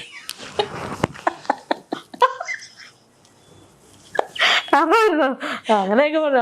അവള് ചുമ്മാ വരാലി മിനു. ആ ചേട്ടൻ ജീവിച്ചിരിപ്പുണ്ടല്ലോ. അപ്പം ഞാൻ എല്ലാവരും ഫ്രണ്ട്ലിയാണ്, വളരെ ഫ്രണ്ട്ലിയാണ് എന്നും പറഞ്ഞിട്ടുണ്ട്. അതെ, നമ്മളിപ്പോ ഒന്ന് ചേച്ചിക്ക് എങ്ങനെ ഫീൽ ചെയ്തിട്ടുണ്ടോ? ഇപ്പൊ നമ്മൾ ഒരാളോട് അല്ലെങ്കിൽ നമ്മൾ എല്ലാവരോടും സംസാരിക്കുന്ന ആളുകളാകുമ്പോ എല്ലാവരോടും ഒരേപോലെ ആയിരിക്കും. ചിലപ്പോ നമ്മളുള്ളിൽ വേറെ പല പ്രശ്നങ്ങളും ഉണ്ടാകും, നമ്മളത് പുറത്ത് കാണിക്കുന്നില്ല. നമ്മൾ വർക്ക് ചെയ്യുന്ന സ്പേസ് എത്രത്തോളം ബെറ്റർ ആക്കാൻ വേണ്ടി നമ്മൾ കൂളായിട്ട് നിൽക്കുമ്പോൾ ഇവരൊക്കെ ചിന്തിക്കുന്നത് നമ്മൾ കൂടെ കിടക്കാൻ ചെല്ലുവോ? അങ്ങനെ ഇവരുടെ വിചാരം എന്തെന്നറിയോ? സിനിമയിൽ വന്നാൽ ഇവരെല്ലാത്തിനും റെഡിയായിട്ടാണ് വന്നിരിക്കുന്നത് എന്നൊരു തെറ്റിദ്ധാരണയാണ് ഇവർക്ക്. എന്തിനും റെഡിയാണ്. പക്ഷെ എല്ലാവരും മിക്കവരും ആൾക്കാർ വരുന്ന അവർക്ക് അഭിനയം കഴിവുള്ളവരായിരിക്കും. അപ്പൊ അഭിനയിക്കണം എന്നുള്ള അതിനു വേണ്ടിയായിരിക്കും അവർ വന്നിരിക്കുന്നത്, അഭിനയിക്കാനുള്ള താല്പര്യം കൊണ്ടായിരിക്കും. പക്ഷെ ഇവരുടെ ധാരണ അഭിനയിക്കാൻ വന്നാൽ നീ എനിക്കൊന്ന് ഇതാവണം, നാളെ നിന്നെ അടുത്ത സിനിമയെ ഞാൻ നിന്നെ പ്രൊമോട്ട് ചെയ്യാം. പിന്നെ നമുക്കൊരു സിനിമ കിട്ടണമെങ്കിൽ ദൈവം തീരുമാനിക്കണം. നമ്മുടെ എൻ്റെ നെറ്റിൽ എഴുതിയിട്ടുണ്ട് ഞാൻ ഏതൊക്കെ സിനിമയിൽ അഭിനയിക്കും, അല്ലേ? അല്ലാതെ ഇവരാരെ തീരുമാനിക്കാൻ? അപ്പോൾ ഈ പറയുന്ന നമുക്ക് മെന്റലി ഒരാളോട് ഒരു അട്രാക്ഷൻ തോന്നുക, അങ്ങനെ ഒരു പ്രേമം. ഇപ്പം ഒരാളോട് മാത്രമേ ജീവിതത്തിൽ പ്രേമം തോന്നാൻ പാടുള്ളൂ എന്നല്ല, അങ്ങനെയല്ല. ഇപ്പം നമ്മൾക്ക് നമ്മുടെ ഭർത്താവ് അല്ലാതെ വേറൊരു ഇഷ്ടം തോന്നിക്കഴിഞ്ഞാൽ നമുക്ക് അവരുമായിട്ടൊരു ഫിസിക്കൽ റിലേഷൻ തെറ്റാന്ന് തോന്നുന്നുണ്ടോ? അങ്ങനെ അതായത് അല്ല, നമുക്ക് എപ്പോഴും ഒരു ഇണ വേണ്ടേ? ഒരെണ്ണ ഉള്ളത് നല്ലതാ. ഞാൻ ശരിക്കും പ്രണയത്തെ ഭയങ്കര പ്രോത്സാഹിപ്പിക്കുന്നതാണ്. അപ്പം പ്രണയം എപ്പോഴും എല്ലാവർക്കും ആകാം, അതിനുള്ള സ്വാതന്ത്ര്യം എല്ലാവർക്കും ഉണ്ട്. പ്രണയം നല്ലൊരു സോ സ്വീറ്റ്. പക്ഷെ അത് മെയിൻറ്റെയിൻ ചെയ്ത് കൊണ്ടുപോകണം. അവിടെ പ്രണയം എന്ന് വെച്ചാൽ അവിടെ സംശയിക്കുന്നില്ല, സംശയിക്കാൻ പാടില്ല, പൊസസീവ്നെസ് പാടില്ല. പക്ഷെ ഇവിടെ നമ്മുടെ അടുത്ത് പ്രണയം, ഒരാൾക്ക് ഗ്രോ ചെയ്യാൻ ഏറ്റവും നല്ല ഇതൊരു മനസ്സിലൊരു പ്രണയം ഉണ്ടെങ്കിൽ അവർക്ക് മെന്റലി ഫിസിക്കലി ഒക്കെ അവർ നന്നായിട്ട് മെച്ചപ്പെടും. പിന്നെ അതിൽ നമുക്ക് അത് ഈ കേരളത്തിലുള്ള ജനങ്ങൾക്ക് ഈ പ്രണയത്തെ കുറിച്ച് അറിയില്ല. അവർക്ക് ഈ ഭയങ്കര ലെസ്റ്റാണല്ലോ. അതെന്താ?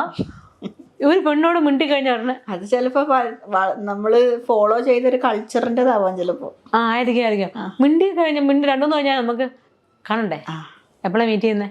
എന്തിന്? ഇപ്പൊ തന്നെ ഈ ഇത്രയും കേസുകൾ ഉണ്ടായിട്ടും ഇപ്പോഴും പിന്നെ അവിടെ നിന്ന് ഇവിടെ നിന്നൊക്കെ ഫോൺ വിളിച്ചിട്ടാ, ചേച്ചി ഞാൻ അടുത്ത ആഴ്ച വരുന്നുണ്ട്, ജർമ്മനിയിൽ നിന്നും US എന്നൊക്കെയാ, കാണാൻ പറ്റുമോ? ഞാൻ എന്തിനാ കാണുന്നത്? എന്തിനാ? അല്ല നമുക്ക് ചുമ്മാ എന്തിനാ കാണുന്നത്? ഇത്രയെല്ലാം അറിഞ്ഞിട്ട് കോളുകൾ ഉണ്ടായിട്ടും പിന്നെ ഒരു മാറ്റമില്ല. എന്താ അവര് ചിന്തിക്കുന്നത്? ഞാൻ തന്നെയല്ലേ ഇത്രയും പബ്ലിക്കായിട്ട് പറഞ്ഞത് എനിക്ക് ഇഷ്ടമില്ല എന്ന്. പക്ഷെ പ്രണയം ഇഷ്ടമാണ്. അത് അങ്ങനെ ഈ നിമിഷം വരെ എനിക്ക് അങ്ങനെ ആളെ കിട്ടിയിട്ടില്ല എൻ്റെ ജീവിതത്തിൽ. കിട്ടും 90 വയസ്സ് വരെ വെയിറ്റ് ചെയ്യാൻ റെഡിയാ. അങ്ങനെയല്ല, പ്രണയം എൻജോയ് ചെയ്യണം. അതിന്റെ അർത്ഥം നീ എന്നെ കെട്ടണം എന്നല്ല. ഒരു പ്രണയം എപ്പോഴും ഉണ്ടാവാം, അത് അൺകണ്ടീഷണൽ ആയിരിക്കണം. ഇപ്പോഴത്തെ പിള്ളേരെല്ലാം മെറ്റീരിയൽ അല്ലേ? അവർക്ക് നിന്നെ പ്രേമിക്കണോ, എനിക്കത് വാങ്ങിച്ചതാ, അതെന്തൊന്ന് പ്രേമം? പണ്ടത്തെയൊക്കെ പ്രണയമാണ് പ്രണയം, അല്ലേ? ലെറ്ററൊക്കെ എഴുതി അങ്ങോട്ടും ഇങ്ങോട്ടും മരച്ചോട്ടിൽ കാണുകയും മിണ്ടുകയും. ആരെങ്കിലും കാണാൻ പേടിച്ചിട്ടായിരിക്കും. ഇപ്പൊ ഫോണിനകത്ത് 1 2 3 ലവ് 1 ലവ് 2 ലവ് 3 എത്ര എണ്ണം ഒരാൾക്ക്? പിന്നെ എല്ലാവരും ആഫ്റ്റർ വേൾഡ്ലി ഇതിന് വേണ്ടിയാണ്, മെറ്റീരിയൽസ് ആയിട്ടുള്ള ഡിമാൻഡിങ് ആണല്ലോ. അതുകൊണ്ട് ഇപ്പം പെണ്ണുങ്ങളൊക്കെ അറിഞ്ഞു കഴിഞ്ഞു, പെൺകുട്ടികളൊക്കെ അറിഞ്ഞു കഴിഞ്ഞു. ഇപ്പം എല്ലാവരും ആർക്കും കല്യാണമൊന്നും വേണ്ട. ഇല്ല, ഇപ്പൊ പരിചയപ്പെടുന്ന ആരും കല്യാണത്തിനോടൊന്നും ആർക്കും താല്പര്യമില്ല. കാരണം അവർ പറയുന്നത് എന്തിനാണ് ഇങ്ങനെ ഒരു അടിമയായിട്ട് നമ്മൾ, കാരണം ഇവരങ്ങ് പൊസസീവ് ആക്കുക. ഞാൻ പറയട്ടെ, ഇപ്പം സ്ത്രീകളെ സ്നേഹിക്കുവാണെങ്കിൽ എന്ത് രസമാണ് ആ ജീവിതം. അവരെ ഫ്രണ്ട്ലി ആയിട്ട് കാണുക, അവരെ വൈഫായിട്ട് കാണരുത്, ഒരു കൂട്ടുകാരിയായിട്ടൊന്ന് കണ്ടു നോക്കി. ഏതൊരു പെണ്ണിനായിക്കോട്ടെ, ഭാര്യനാണെങ്കിലും കൂട്ടുകാരിയായിട്ട് കാണുക. ഡേ എന്റെ ഷർട്ട് എടുത്തോ, എന്റെ ഷർട്ട് തേച്ചോ, അപ്പൊ അവിടെ അടിമയായി. അതെ. ഈക്വൽ എന്റെ നേരെ തിരിച്ച് അവരൊന്ന് ചോദിച്ചു നോക്കിയാൽ അത് ആജ്ഞാപിക്കലേ. അപ്പൊ അങ്ങനെ അപ്പൊ ആ ഒരു രീതിയിൽ ഫ്രണ്ടായിട്ട് നിൽക്കുവാണെങ്കിൽ, അവരെ അങ്ങോട്ടും ഇങ്ങോട്ടും ഹേർട്ട് ചെയ്യാതിരിക്കുവാണെങ്കിൽ, ഞാൻ വേറെ ആരുടെ ഈ സെക്സ് ഒക്കെ നന്നായിട്ട് എൻജോയ് ചെയ്യണം. എൻജോയ് ചെയ്യണമെങ്കിൽ എന്താ ചെയ്യണമെന്നറിയോ? ഹേർട്ട് ചെയ്യരുത്. പെണ്ണുങ്ങളെ ഹേർട്ട് ചെയ്ത്, ഞാൻ ഇപ്പം എല്ലാവരും കേൾക്കാൻ പറഞ്ഞു, പെണ്ണുങ്ങളെ ഹേർട്ട് ചെയ്ത് കഴിഞ്ഞാൽ അവർക്കത് മറക്കാൻ ഭയങ്കര വിഷമാവും. പിന്നെ അവർക്ക് കോപ്പറേറ്റ് ചെയ്യാൻ പറ്റത്തില്ല സെക്സിന്. അപ്പം അതുകൊണ്ട് തന്നെ ഭാര്യയും ഭർത്താവാണെങ്കിലും ലവേഴ്സ് ആണെങ്കിലും ടങ് എപ്പോഴും സൂക്ഷിക്കുക, ലൂസായിട്ട് ഒന്നും സംസാരിക്കരുത്. അപ്പം തീർച്ചയായിട്ടും ആ സ്നേഹം അവിടെ നിലനിൽക്കും. കാരണം എപ്പോഴും ഒരു കോംപ്രമൈസിന് ഒരു വഴി നമ്മൾ ഇട്ട് കൊടുക്കണം. ഇനിയിപ്പോ നിലവിലുള്ള കേസുകളുടെ ഒക്കെ സ്റ്റേജ് എന്തായിരിക്കും? ഇനി എന്തായിരിക്കും അതിൻ്റെയൊക്കെ ബാക്കി? ഞാൻ പറഞ്ഞ 8 കേസ് കൊടുത്തിട്ടുണ്ട്. ആരെങ്കിലും വെറുതെ വിടണമെങ്കിൽ എല്ലാ കേസും വെറുതെ വിട്ടോട്ടെ. കാരണം നമ്മൾ സത്യസന്ധമായിട്ട് മുഖ്യമന്ത്രിയുടെ സ്റ്റേറ്റ്മെന്റ് കേട്ട് മുഖ്യമന്ത്രിയുടെ ധൈര്യത്തിൽ ഞാൻ ഇറങ്ങി വന്ന ആളാണ്. മുഖ്യമന്ത്രിയുടെ ധൈര്യത്തിൽ അദ്ദേഹത്തിന്റെ ഷെയ്ഡിൽ നിന്നുകൊണ്ടാണ് ഞാൻ വന്നത്. പിന്നെ ലോ എൻഫോഴ്സ്മെന്റും അവരും എനിക്ക് എല്ലാ തുണയും ധൈര്യവും ആത്മധൈര്യവും ഒക്കെ തന്നാണ്. അവരൊക്കെ എന്റെ കൂടെ ഉണ്ട്. ആ ഒരു ധൈര്യത്തിലാണ് ഞാൻ വന്നത്. ഇപ്പൊ ആരെങ്കിലും ചേച്ചിന് ഈ ഒരു കേസ് പറഞ്ഞതിന് ശേഷം പൊളിറ്റിക്കലി ആരെങ്കിലും സപ്പോർട്ട് ചെയ്യാനോ അല്ലെങ്കിൽ പിന്തിരിപ്പിക്കാനോ അങ്ങനെ ആരെങ്കിലും വന്നിട്ടുണ്ടോ? ഇന്ന് വരെ ഈ ഒരു സംഭവം പറഞ്ഞ എല്ലാവരും പേടിച്ചിരിക്കുക. എന്നെ ഫോൺ വിളിക്കാൻ തന്നെ പേടിയായി എല്ലാവർക്കും. പലരും എൻ്റെ അടുത്ത് അബ്യൂസ് ഒക്കെ ചെയ്തിട്ടുണ്ട്. വല്ല നടക്കോ അങ്ങനെ ചോദിച്ചിട്ടുണ്ടല്ലോ. അപ്പൊ അവർക്കൊക്കെ പേടിയാ, ദൈവം പറയോ.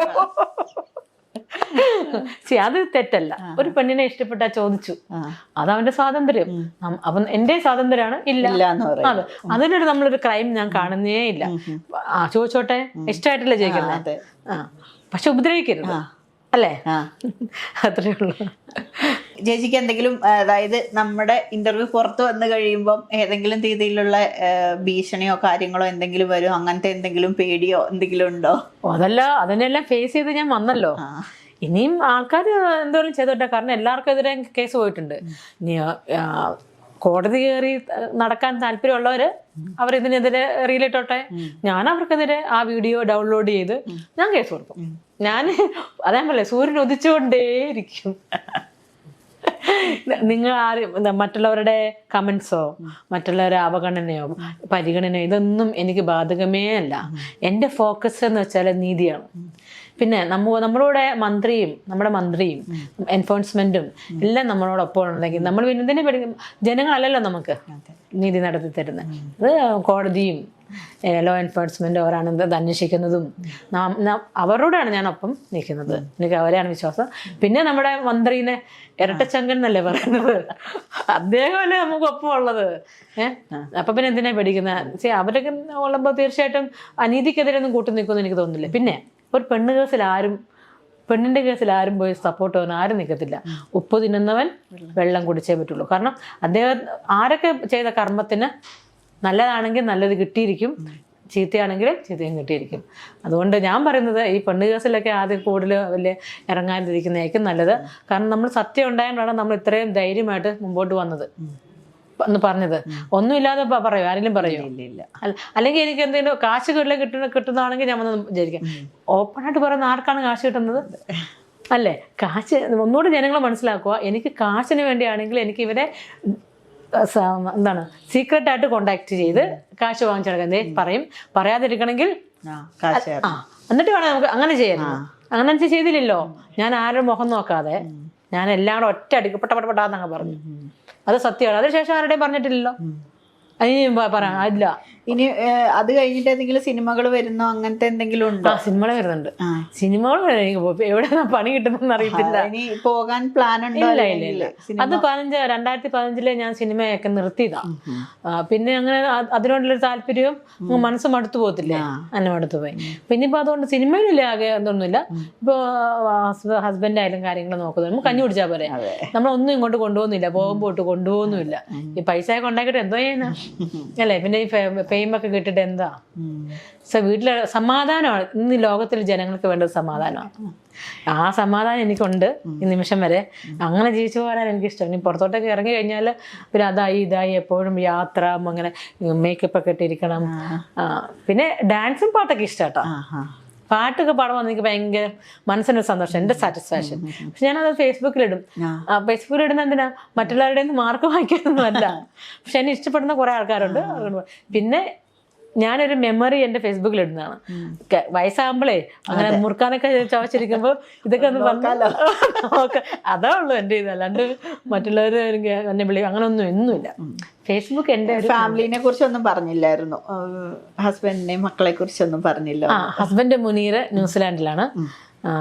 ഇത് മൂത്ത മോനാണ്. മോൻ എൻ്റെ കൂടെ തന്നെയാണ്. പിന്നെ മോള് സന, അവള് UK MBA കഴിഞ്ഞിട്ട് അവിടെ ഇപ്പൊ ജോലി ചെയ്യാണ്. അതാണ് ഫാമിലി. നിങ്ങൾ രണ്ടാളും ഇവിടെ? ഞാനും മോനും മാത്രമേ ഇവിടെ. ഇവൻ ഭയങ്കര അറ്റാച്ച്ഡാ മമ്മിയായിട്ട്. ഇവനവിടെ UK അഡ്മിഷൻ ഒക്കെ വാങ്ങിച്ചു കൊടുത്തിട്ട് ഇപ്പം പോകത്തില്ല, മമ്മി തന്നെയല്ലേ. അപ്പൊ ഇവൻ പറഞ്ഞെന്തെന്നറിയോ, എല്ലാം വാങ്ങിക്കാൻ കിട്ടും, മമ്മിയെ മാത്രം വാങ്ങിക്കാൻ കിട്ടത്തില്ലല്ലോ. എനിക്ക് എന്തിനാണ് ഇത്തിരി കാശ്? അമ്മയ്ക്ക് എന്തെങ്കിലും പറ്റിക്കഴിഞ്ഞാല് പിന്നെ എനിക്ക് ഈ കാശും കൊണ്ട് എനിക്ക് എന്റെ മമ്മിയെ വാങ്ങിക്കാൻ കഴിയും. ഞാൻ പറഞ്ഞാ എനിക്കറിയാം നീ കൊഞ്ചി നിൽക്കാനല്ലേ, എന്നാലും അവൻ പോകത്തില്ല. ചേച്ചിന്റെ ഇത്ര നേരത്തെ സമയം നമുക്ക് വേണ്ടി ചെലവഴിച്ചതിന് ഒരുപാട് സന്തോഷം. തീർച്ചയായിട്ടും.